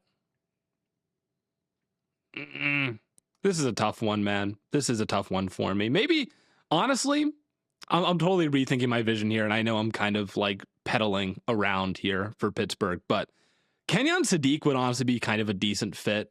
Like, you don't really need to ask him to block, and he can be a pretty good vertical threat. We've talked about this on the Patreon about how good. I don't think they need another tight end, dude. They probably don't. They don't need another. They don't need another tight end, but they need another. They need another receiving threat, and I feel like Sadiq kind of fits the bill there. But why not take a wide receiver then? So would Denzel Boston. So would Casey Concepcion. Like. Yeah. And maybe I don't even know which of those guys I like more, honestly, between Concepcion and Boston. I'm pretty split on them, but I think I'll take Boston here because he's higher on consensus. And that'll probably, I pedaled all the way around, but I'll take Denzel Boston for Pittsburgh. I do think it's a better pick for them. I mean, they do have Dylan Cook, who stepped in last year at left tackle, and Broderick Jones is still there, who's probably not worth it. I mean, I could see left tackle if it was. And maybe there's somebody who's still in love with Proctor. I mean, there are some, they throw it to him. He's huge. He's got all these athletic skills, but it's like he just got beat around his outside shoulder so much in 2025. And it was such a disappointment that, like, do you want him in Garrett's division? Like, is he somebody who legitimately can, like, go up and do anything against him? Because it seems like he's a little too big. It seems like he just kind of hit that kind of too big threshold of, like, He can either overcommit to the speed or he can get beat across his face. Like, like he just seemed to get put in a blender a lot last year. I don't know. I'll be really interested to see what his stock is what I'll say. It wouldn't maybe shock me, but I do think wide receiver is a better pick. And Boston, he's a big physical possession guy. Definitely in the Adunze mold, I feel like, from a couple years ago out of Washington. He is very similar to Adunze. I do like Concepcion a decent amount. He has some pretty acrobatic plays that he's able to access, and I'm always a big fan of guys who can really make catches outside of their frame and really go out and, we talk about guys who can make a quarterback's job easier. This guy just makes inaccurate passes look more accurate than maybe they are. And if you're a team that, like Pittsburgh, who might have a quarterback throwing a lot of inaccurate passes next year, that could be very, very helpful for you. So, but I think either guy would be fine there. So Matt, you're on the clock with the Chargers. I feel pretty strongly about Olai Vavega-Wana, the guard out of Penn State. I think he's a really good player. Super physical. Only 4 pressures allowed. And like, man, if you're the Chargers, I just like the idea of everything was so bad for Herbert. He had the 32 of 32 offensive line. And it's like, you come back the next year, boom, multiple like star tackles back, and we address the interior offensive line, and we got a really nice stuff. It's all going to be different this year. I love that idea. I'm worried that maybe he's not quite the mover for McDaniel. That's my only concern. I don't think he's a bad mover, but I wonder how heavily, like, I think about like a Brewer, of course, as an interior offensive lineman for his type of scheme, and like, to really go out there and and have crazy range. Maybe that's kind of an unfair standard to hold him to, because Brewer's pretty like one of one as an offensive player. But you know what I'm saying. I do. It's going to be really fascinating to see what direction McDaniel takes the Chargers offense, because it just feels like he went to Harbaugh and McDaniel just don't feel like the same at all. Mm-hmm. And now McDaniel's got to take all these ingredients that Harbaugh got and is going to have to cook with them, like, but it can't look like Miami. Hampton doesn't seem like the type of running back for him either, right? Do you feel like that's crazy to say? I feel like, you know, those I don't think that's crazy runs to say sometimes where he has issues with, like, you know, those big cuts or whatever. And I liked Hampton, but I'm gonna give him Olave Vega-Wana. I think securing the offensive line and keeping Herbert upright is like priority 101. And I kind of think he's good value here too. Mm-hmm. Yeah, I was hoping to get him for Cleveland at 24. So, yeah, there you go. Theo, Eagles. I'm thinking about making a pick completely out of left field. I've been talking you guys down from your picks, and now I'm about to do something way worse. He's going to take Proctor. I'm not going to take Proctor. I'm going to take... Proctor wouldn't be that crazy. Proctor wouldn't be that crazy. That's what I'm saying. Proctor could easily move the guard and just be like a big guard or whatever. Proctor with Mulata. Yeah, they'd be giant. That could be sick. Yeah. What are you thinking about doing, bro? You're sitting over on the side of my screen. I'm thinking about the gears are turning, and Well, I'm thinking about maybe taking an edge, because I feel like losing Sweat had such a huge impact on the Eagles. Their leading sacker was Jalix Hunt with 6.5, and I don't think taking an edge is crazy at all. It's just the edge that I like, that I think that I like best. Do I want to mock like Falk, who would probably be gone at this point, but isn't really a sacker? Or do I want to, I'm just going to let this thing rip. I'm going to draft Joshua Josephs out of Tennessee, who you're going to have to scroll down and find if you're following along with PFF. That's almost as bad as my Connor Lew. It is almost as bad as your Connor Lew, but it's ahead of him. And I took a glance at Joseph's and I became extremely intrigued. He's got like 36-inch arms. He is a monster just in terms of body type, like rare length, great get off, coordination between his upper and lower body, winning in all kinds of ways. It's like, sign me up for this. Like we're talking about guys who are maybe kind of one-dimensional in a lot of ways. I feel like going all across this edge draft. And then there's Josephs, who just kind of feels like kind of well-rounded, but he had 365 defensive snaps last year and 365 the year before that. So he's not like a full-time, 1,000 snap type of player, but man, he grades out really well, almost like 99th percentile pass rush win rate on PFF. Right. Great run stop rate. Like he's a statistical analytics darling. I think he's going to test insane at the combine. Sports Info Solutions has him with an 18.1% pressure rate, which is pretty elite. Most on the team amongst their 100 pass rush guys. So he was not maybe maybe a little bit out of left field, but I think Joshua Josephs is a name to keep an eye on kind of as the year goes on here. I think that he could be a 10 sack guy in the NFL. How do you feel about his bend? And how do you feel about him holding up at the attack point with his anchor at his size? I mean, he's listed at 240. I think he's got good bend. I think that he uses his power to kind of complement bend a little bit. Like he'll kind of hit you at first with the power and kind of make the angle more friendly for himself. I don't think he's a pure Von Miller type of guy, but I thought I saw it there. I thought I saw him win around multiple rush paths, and at 240, the anchor will be a question. But again, just like the length and the muscular body type makes me think that he can maybe hold up a little bit better than other 240 pounders. But I'm just gonna let it rip. It's a bit of a reach, but hey, we're just naming things. This isn't how the draft is actually gonna go.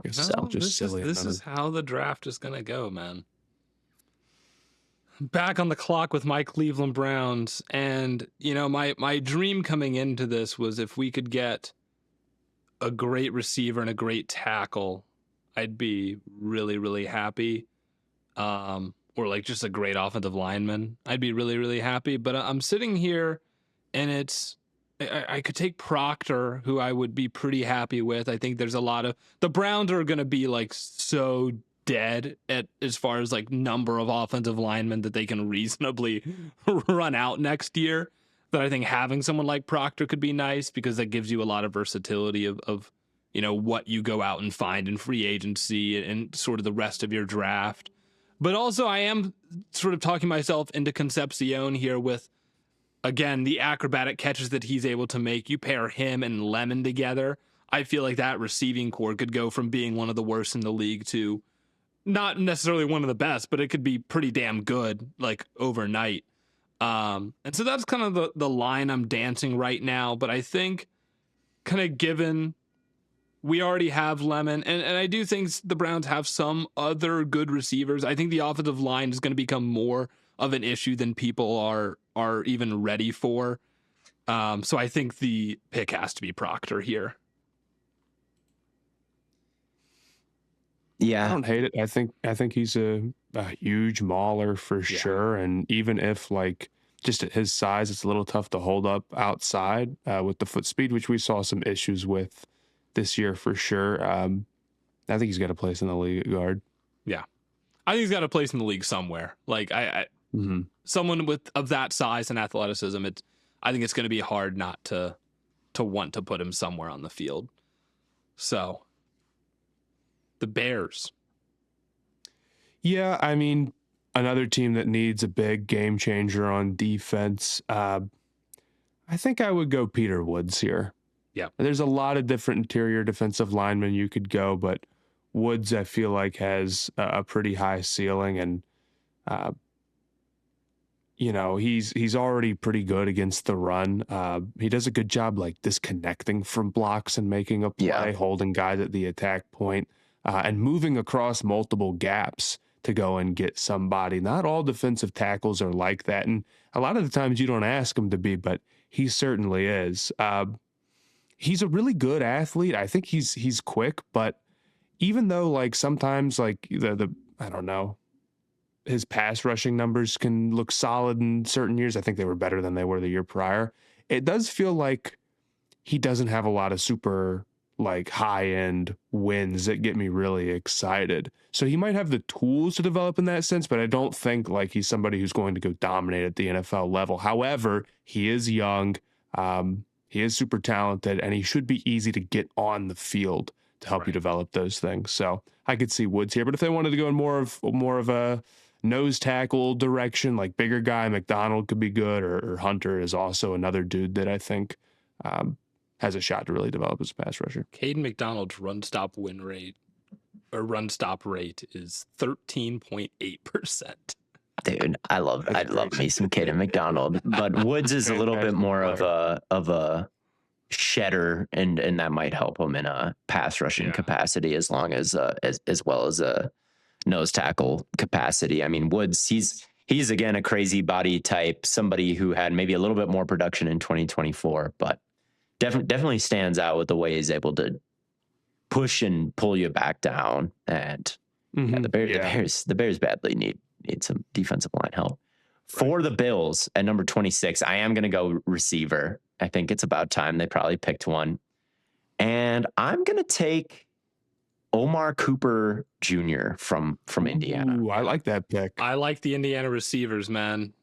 I love Omar Cooper Jr. I think that he's really well-rounded. Like, he's got burning speed. He can start and stop and make you miss. High catch rate, like deep threat, screen threat. Maybe I guess should check more on his blocking, but just generally like above average contested catch rate, above average versus man and zone. Like, doesn't really have a whole lot of a the drops, and he's just a special mover. I think about the touchdown that he had versus Penn State in the back of the end zone where he tapped his toes. Like, he's somebody again who I feel like, oh, he's a smaller slot guy. He's small. He's not Calvin Johnson. He's not He's not this. He's not that. He's 6 foot 204, which is not too bad. And yeah, he bends his ankles. His body control is ridiculous. Like, I feel like he's gotten very underrated, and a lot of the Indiana players have gotten a little bit underrated over the course of this draft cycle. It's not just Mendoza who's the first overall pick and that's it. At least give me that. If he's going to be the first overall pick with a bullet, at least give me that Omar Cooper Jr. is really good too, and would be a solid pick in the first round. I definitely rate him like that. I think, yeah, he's efficient. He looks good on tape. 13 touchdowns last year, a shade under 1,000 yards as in an offense that really spread the ball around and ran it a lot. Like, yeah, he's nice.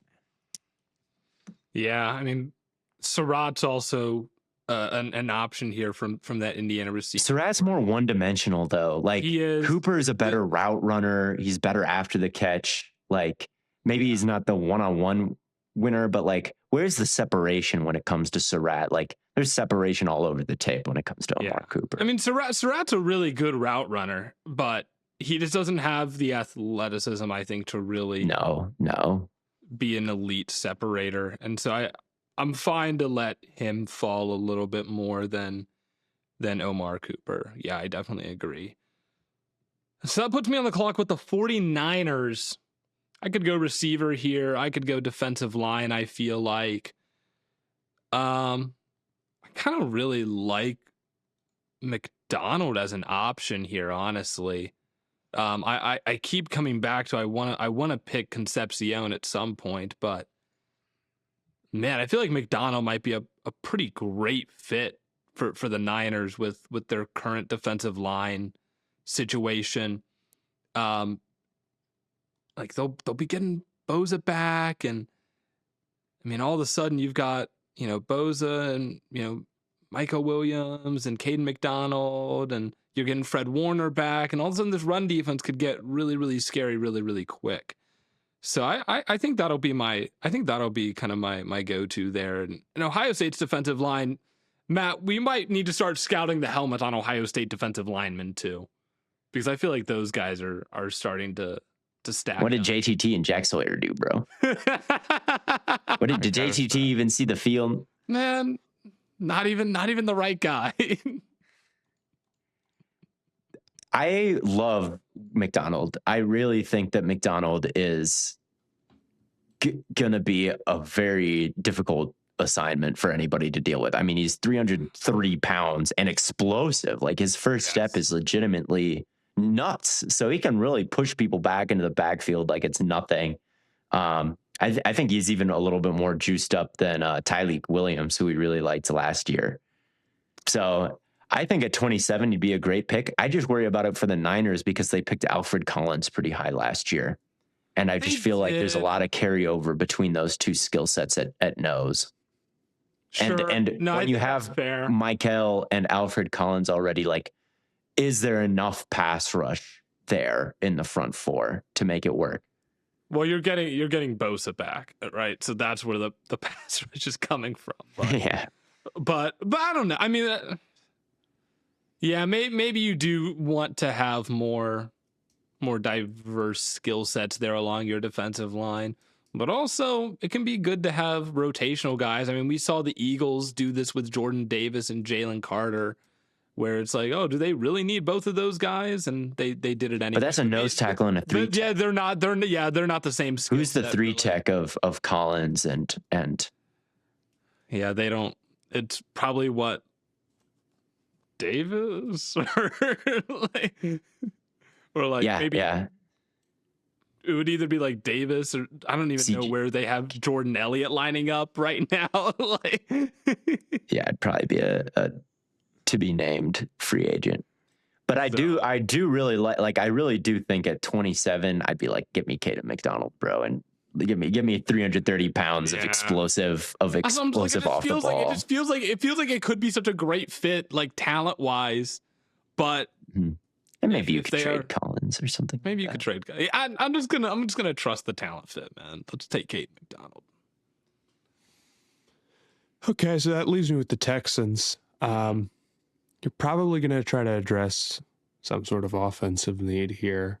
They invested a lot in receiver last year, and I wonder. I'm somebody who thinks they really need to get somebody who can hit explosive plays and that type of stuff and bring some juice to this offense. But I wonder if, they think they've kind of made their play at receiver and are looking for something else, especially with offensive line, especially considering that like offensive line has fallen decently to them here in these scenarios. You still have Lomu, you still have Freeling.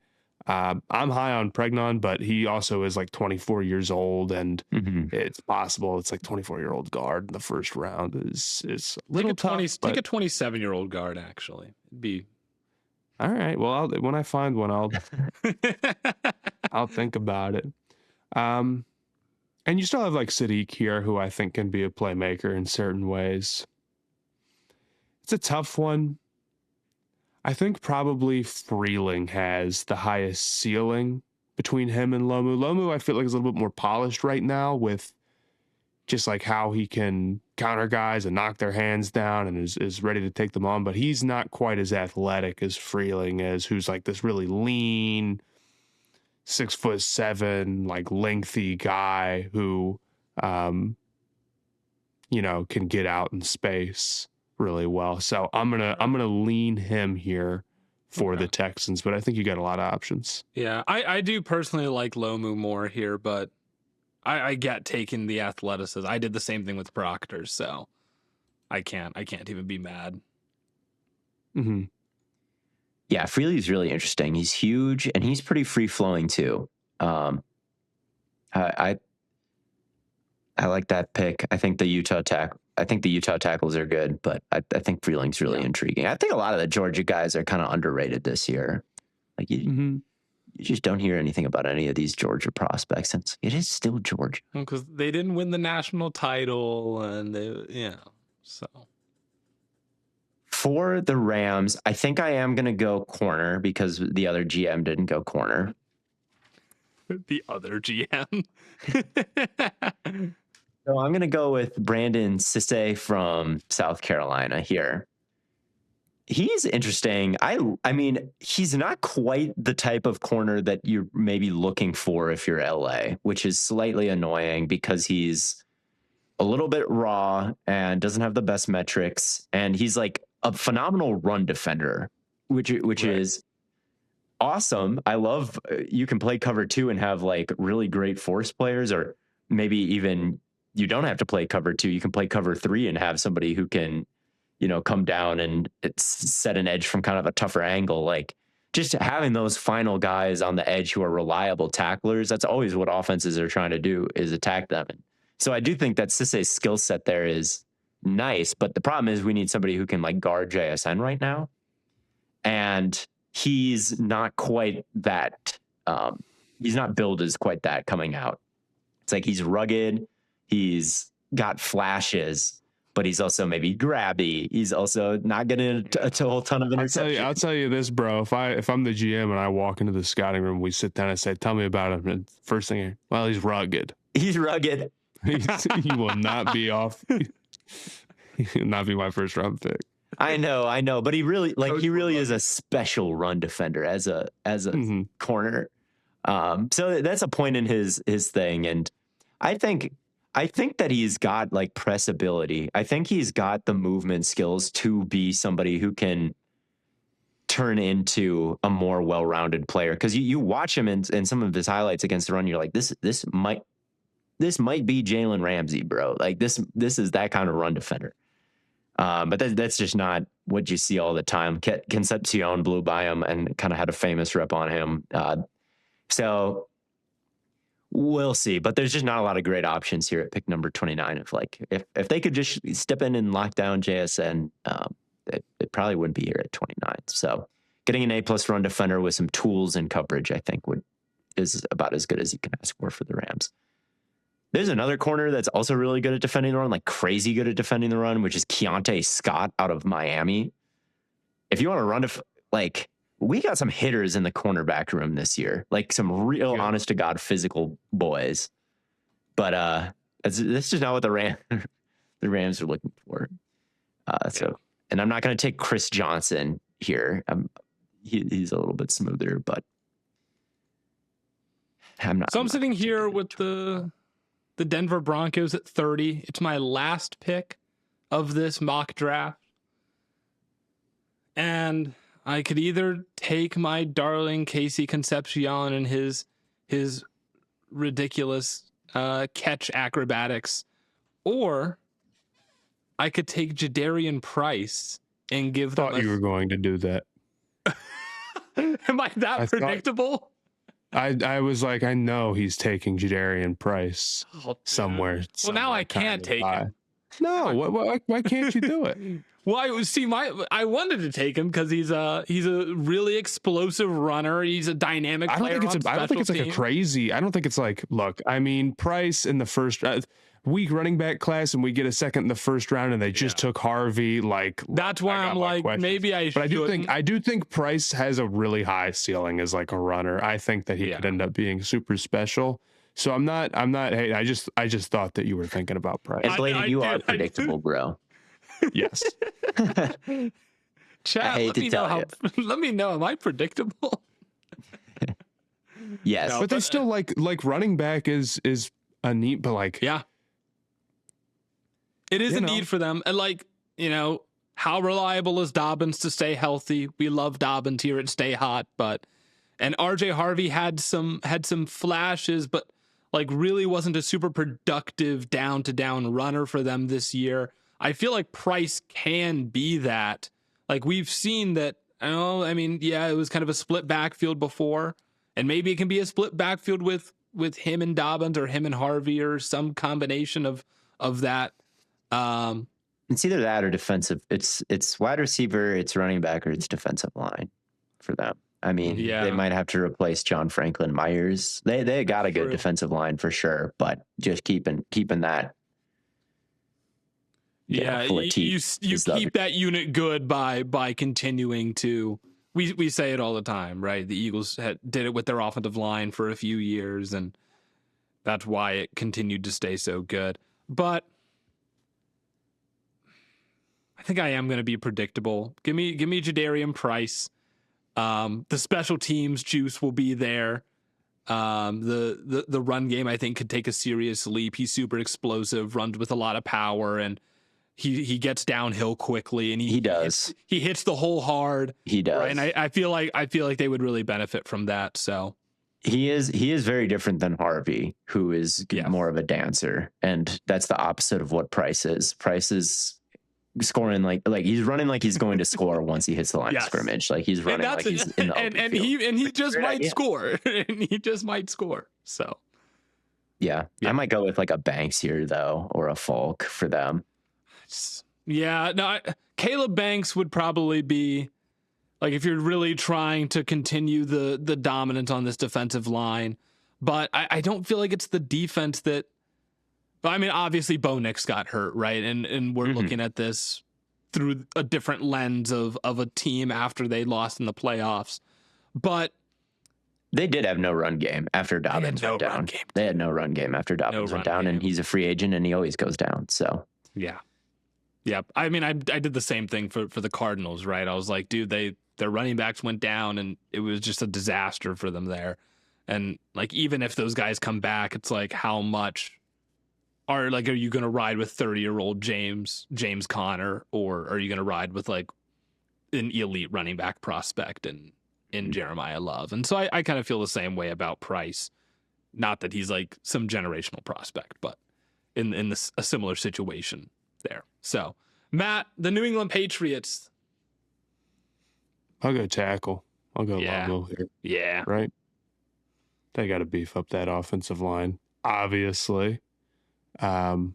Whether it's Moses and his age or Campbell going inside, which I kind of doubt that they're just immediately going to say we give up on Campbell outside, right? Like, that's just my gut feeling, is that they're at least going to give it a run. And I feel like I've seen a lot of like like retired tackles with podcasts or whatever, just like people being like, it's not, we can make it work with the arm length. Have you been seeing those clips on your Twitter? Oh yeah. I forget who it was Yeah. entirely. So I mean, maybe the Whitworth clip I was talking about earlier, where he needs to jump set more, which I agree with. oh, Yeah. Okay, and Morgan great. Moses is 34. Dude. Like, right. So I'm gonna go Lomu here. Only 8 pressures. Like I said, I think he plays super in control. He's not a crazy athlete, so maybe your concern with him is like those speed rushers. They're really another level at the NFL. How can he handle that? But I think bottom of the first, he's a solid pick. But there's other tackles you could consider. So I'm going to All close it out with the Seahawks. Send us off. I think I'm going to take Jeremy Bernard out of Alabama, a wide receiver for them. They could. There's a couple defensive ends that are out there that kind of fit their mold, and maybe they want to just keep retooling the toolbox with someone like Falk, who kind of feels like a natural DeMarcus Lawrence, wait in the wings type guy. But I worry about Falk so much and his bend so much in the way that he's just kind of a one trick pony, I feel like. Whereas with Bernard at wide receiver, he's really dynamic. Like, he's really a great yak guy, not a good yak guy, a great yak guy, someone who can walk the tightrope on the sideline, someone who can cut and remain super explosive, someone who's big, someone who can run through tackles. And he's also like a very jagged in-breaking route runner who doesn't drop a lot of passes. And with their scheme that is very predicated on, play action and, accessing the middle of the field, I feel like someone like Bernard, I dream of him in a Shanahan system where he's able to just rip off those types of runs over the middle over and over and over again. We know, like, Shaheed, you tip your cap to him. Great memories, right, with the kick returns and all that, and the big deep shot against the Rams. But he wasn't necessarily that. He's not that consistent. He's a deep threat, but he's not necessarily a consistent receiver. Kupp is just getting older and older and is a security blanket more than someone dynamic next to JSN. I wonder if they could look at receiver. I think there's a lot of directions I don't think they could go, crazy but at all. I think receiver is one that people aren't going to think about because they do have JSN and they do have Cooper Kupp and Shaheed. But no, I mean, it's not wrong to say that Darnold and Shaheed struggled to be on the same page for most of the season. And Kupp is aging, so it's like it won't be long. But how long is it before it's JSN and friends? So yeah, I like Bernard a decent amount here, especially as the scheme fit that you're talking about there. Yeah, he's a really interesting player. He's not a very good guy adjusting to the catch. Like, he's not, I think, someone who reacts really well to like the back shoulder ball where he's kind of got to be outside of his frame, and he's not a huge burner downfield, but he's just so good catching and running. He's a little gadgety, but I think he's just super explosive and has a real route running chops on certain routes. And I think that these offenses only ask you to run. They limit the route tree. You can. I'd be a little surprised if the Seahawks went wide receiver. I can't lie. Yeah, but I feel you. What do you think they'd go, Falk? Yeah, I don't know. The jury's still out on Falk for me personally. We have our Edge episode coming up next. Yes. So I'm locking into Edge film here for the next 4. Check out Joshua Josephs. Oh yeah, I mean I'm checking out everybody. Yeah. I've seen some of Joseph's. Theo and I did a Folk review on the Patreon. Right. And you guys didn't like him. No. You guys don't like anybody that you review on there, for the record. If you want to hear why your favorite prospect is horrible. Well, no, we liked Lemon. We reviewed Lemon on there, and he's my wide receiver 1. So shout out. Yeah, but no, most of the people we've watched on the Patreon have been like not great so far, but it is what it is. So Theo, you'll take Jeremy Bernard to wrap things up here in the Stay Hot Mock Draft 1.0. And our final results, With the first overall pick, the Raiders take Fernando Mendoza. The Jets at number 2 take Caleb Downs. The Cardinals at number 3 take Jeremiah Love. The Tennessee Titans at number 4 take Reuben Bain. The Giants at 5 take Carnell Tate. The Browns at 6 take Mekhi Lemon. The Commanders at 7 take Sonny Styles. The Saints at 8 take Arvell Reese. The Chiefs at 9 take Spencer Fano. The Bengals at 10 take Jermod McCoy. The Dolphins at 11 take Mansour Delane. The Cowboys at 12 take Cassius Howell. The Rams at 13 take Francis Mauigoa. The Ravens at 14 take Jordan Tyson. The Buccaneers at 15 take Akeem Messidor. The Jets at 16 take David Bailey. The Lions at 17 take Avion Terrell. The Vikings at 18 take Connor Liu. The Panthers at 19 take TJ Parker. The Cowboys at 20 take CJ Allen. The Steelers at 21 take Denzel Boston. The Chargers at 22 take Theo.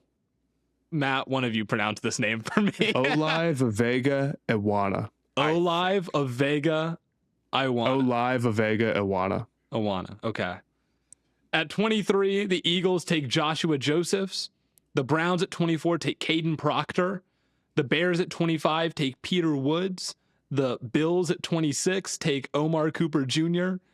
The 49ers at 27 take Caden McDonald. The Texans at 28 take Monroe Freeling. The Rams at 29 take Brandon Sisse.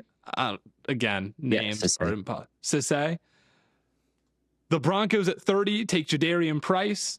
The Patriots at 31 take Caleb Lomu. And the Seahawks at 32 take Jeremy Bernard.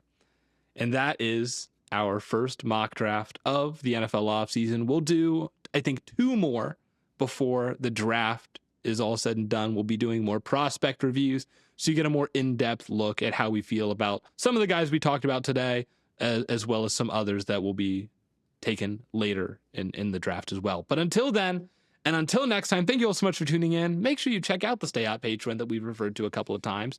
Matt does some NBA stuff on there. Theo, I know you're working on a best defenses of the 2020 or the 2000s. All time. All time. Oh, best defenses of all time. So 20 defenses of all time. That'll be a fun little bit as well. And I'm thinking I'll probably do a little live streaming here as well. And I think, Matt, you're going to do some of that too. So check that out. And thank you all so much for tuning in to this episode. And as always, we will catch you on the flippity flop.